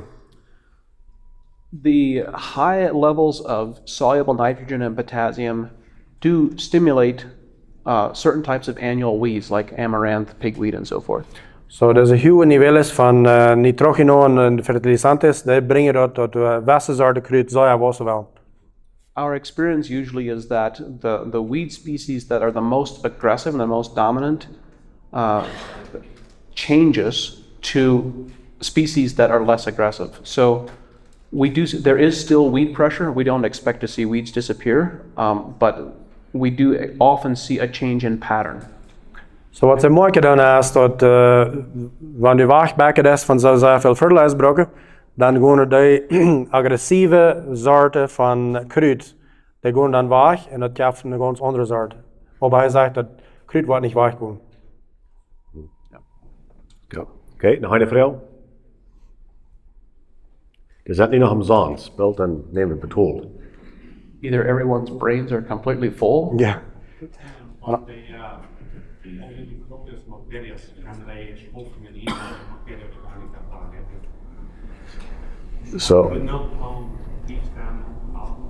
So can these bacteria actually work in soil where the Organic matter is very low. organic matter is at 0.5? Yes. And that question reminds me that I never completed answering the question on soils with a high sodium content. Maybe I'll go back and answer that question first, and then I'll come to this one. So wat in anderen zijn de vrouw eerst beantwoorden, we de vraag wegen hoge sodium en hier. The reason I started describing quorum sensing is because we've observed that when we grow cover crops that have enough species diversity to have quorum sensing, the sodium levels in the soil drop dramatically. So wanneer ze dat quorum sensing doen, worden verschillende soorten planten geplant worden, dat die aanvangen top te schuiven. Dat is wanneer deze zaltplaag, ik geloof aan je, wanneer die zij eraf gaan dan. We had a large farm in California, wolf farming, that they planted a diverse cover crop mix, and their sodium levels in the soil dropped from 1,200 to less than 300 parts per million with one cover crop. So ze hebben in Californië met een grote farm geschoven dat zeer veel sodium had, dat is een zaltplaag, en dat ging eraf van 1,200 parts per million naar 300 parts per million. Nu 1 jaar cover crops te planten. And that was because of cover crop diversity and quorum sensing. We've had many experiences with other single species cover crops where we did not see those effects. So dat we wenigstens ook waren dat we verschillende soorten planten op dezelfde eerd wat dit halten dat, wo ze dat niet gezien hebben, wo dat niet geschafft hebben, als wanneer bloß eine soort plant abgestapt wird in dat jaar, dan zijn ze dat niet dat het dat schaffen dat. Yeah. So to come back to the recent question about soil organic matter, soil organic matter is too crude a measurement. The more accurate number that we're really looking for is scientifically called microbially active carbon. We can simply call it sugar. Okay. Okay, so wat hij zei dat bloos kijken naar hoeveel materia organica er hier is niet really de rechte moed om te kijken. Ze kijken naar hoeveel suikercontenido is er nog in hier. It is possible to have soil that is very high in organic matter, like a peat soil, that has almost no sugar, almost no microbially active carbon. So hij zegt dat het mogelijk hier te gaan wat zeer hoog is aan organic matter en meest niks heeft van deze suiker wat er veel te de planten was gaan. And on the other end of the spectrum, it's possible to have soils that have very low organic matter, 0.5% or 0.25%, but almost all of that organic matter that is there is microbially active carbon, and that can be enough to sustain a microbial population. So aan de andere zijde heb ik gezien dat er is iets wat meest niks van organic matter heeft, maar dat beetje wat er nog is, dat is alle actief om dat suiker produceren, wat de plant veel net. En dan schaft het nog. En dan schaft het nog, ja. Oké, nog een vraag?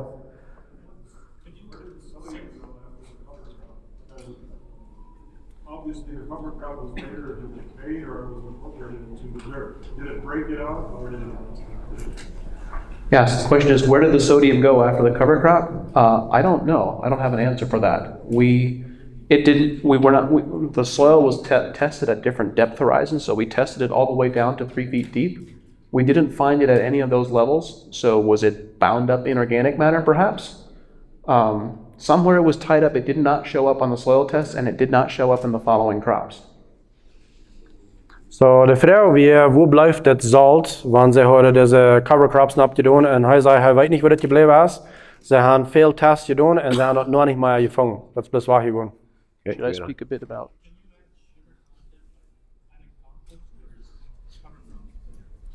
So the question was, can you add sugar content by adding compost, or are cover crops better? And the answer is yes, you can add some with compost. Compost is valuable and beneficial, and don't have anything negative to say about cover crops, or about compost, other than to say that with cover crops, the quantity of sugars that you can apply, if you consider a cover crop that has even a very small cover crop of oats or wheat that is 8 to 10 inches tall, will have only 1,000 to 2,000 pounds of biomass above the soil, but it'll have 3 to 4,000 pounds of sugars below the soil. And so the quantity of sugars contributed by a very small cover crop is substantially more than is economically viable with compost applications. Så det frågar vi, kan vi många saker i eden men vi med compost doen. What's compost op teach? Ik wil je daar een composter. Composta, gracias. En dan sagt dat halft en dat schafft ook. Aber du wirst mit einem kleinen Cover Crop das Hoover, wenn du ganz klein hast, du wirst sehr viel mehr Sachen in jeden kriegen mit dort tun, was wird viel billiger sein, als mit einem Komposter. Aber Komposter schafft auch, und das ist auch fein.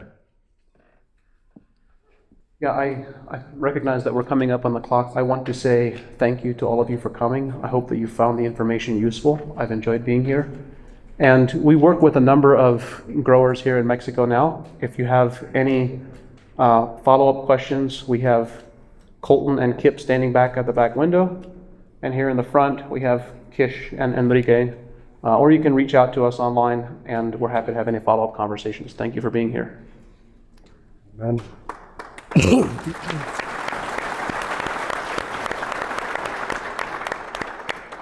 So ik wil best nog wel aansluiten en zeggen dat eerstens sehr viel Dankeschön voor la kom.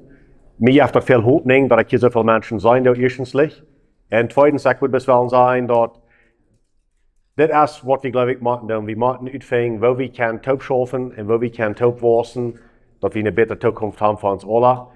Dit is een zeer sterke bewijs daarvan. Zeer veel Dankeschön. Ik geloof je te ver. Ik geloof je zijn op een fijne weg. Waar we wieder top schaffen, waar we de omgeving een zin steeds merken, waar onze grootkinderen en erekinderen kan broer zijn en zeggen, weet je wat, mijn papa die was een farmer en die had goed gedaan bij dit en dat andere en dan hebben we nog beter gedaan. Nu hebben we een zeer sterke smaak, een gezonde omgeving. Dat is wat we schaffen van de toekomst. Zeer veel Dankeschön. Ja, ik wil best laten zeggen dat de hoopning dat we hier kunnen nog een zeer vruchtbare eetvrees krijgen en een zeer lange futur hebben. Dat is nog zeer lang niet weg. Dat is nog zeer levendig.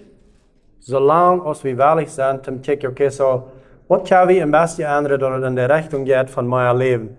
Because ons Mutter weten we ook, dat is een thema wat we niet aan engagiert, maar dat speelt alle in dezezelfde rol aan. Wenn wir das anfangen leben ja, te merken, dann kommen wir mit viel weniger guter Weg. Das ist ein Thema ganz für sich selbst, du kannst Luther noch mal studieren, aber das ist alles, was ich will sagen. Nicht Hoffnung abgeben, because das ist Hoffnung. Sagen wir Dankeschön. Bleiben wir uns nächstes Mal.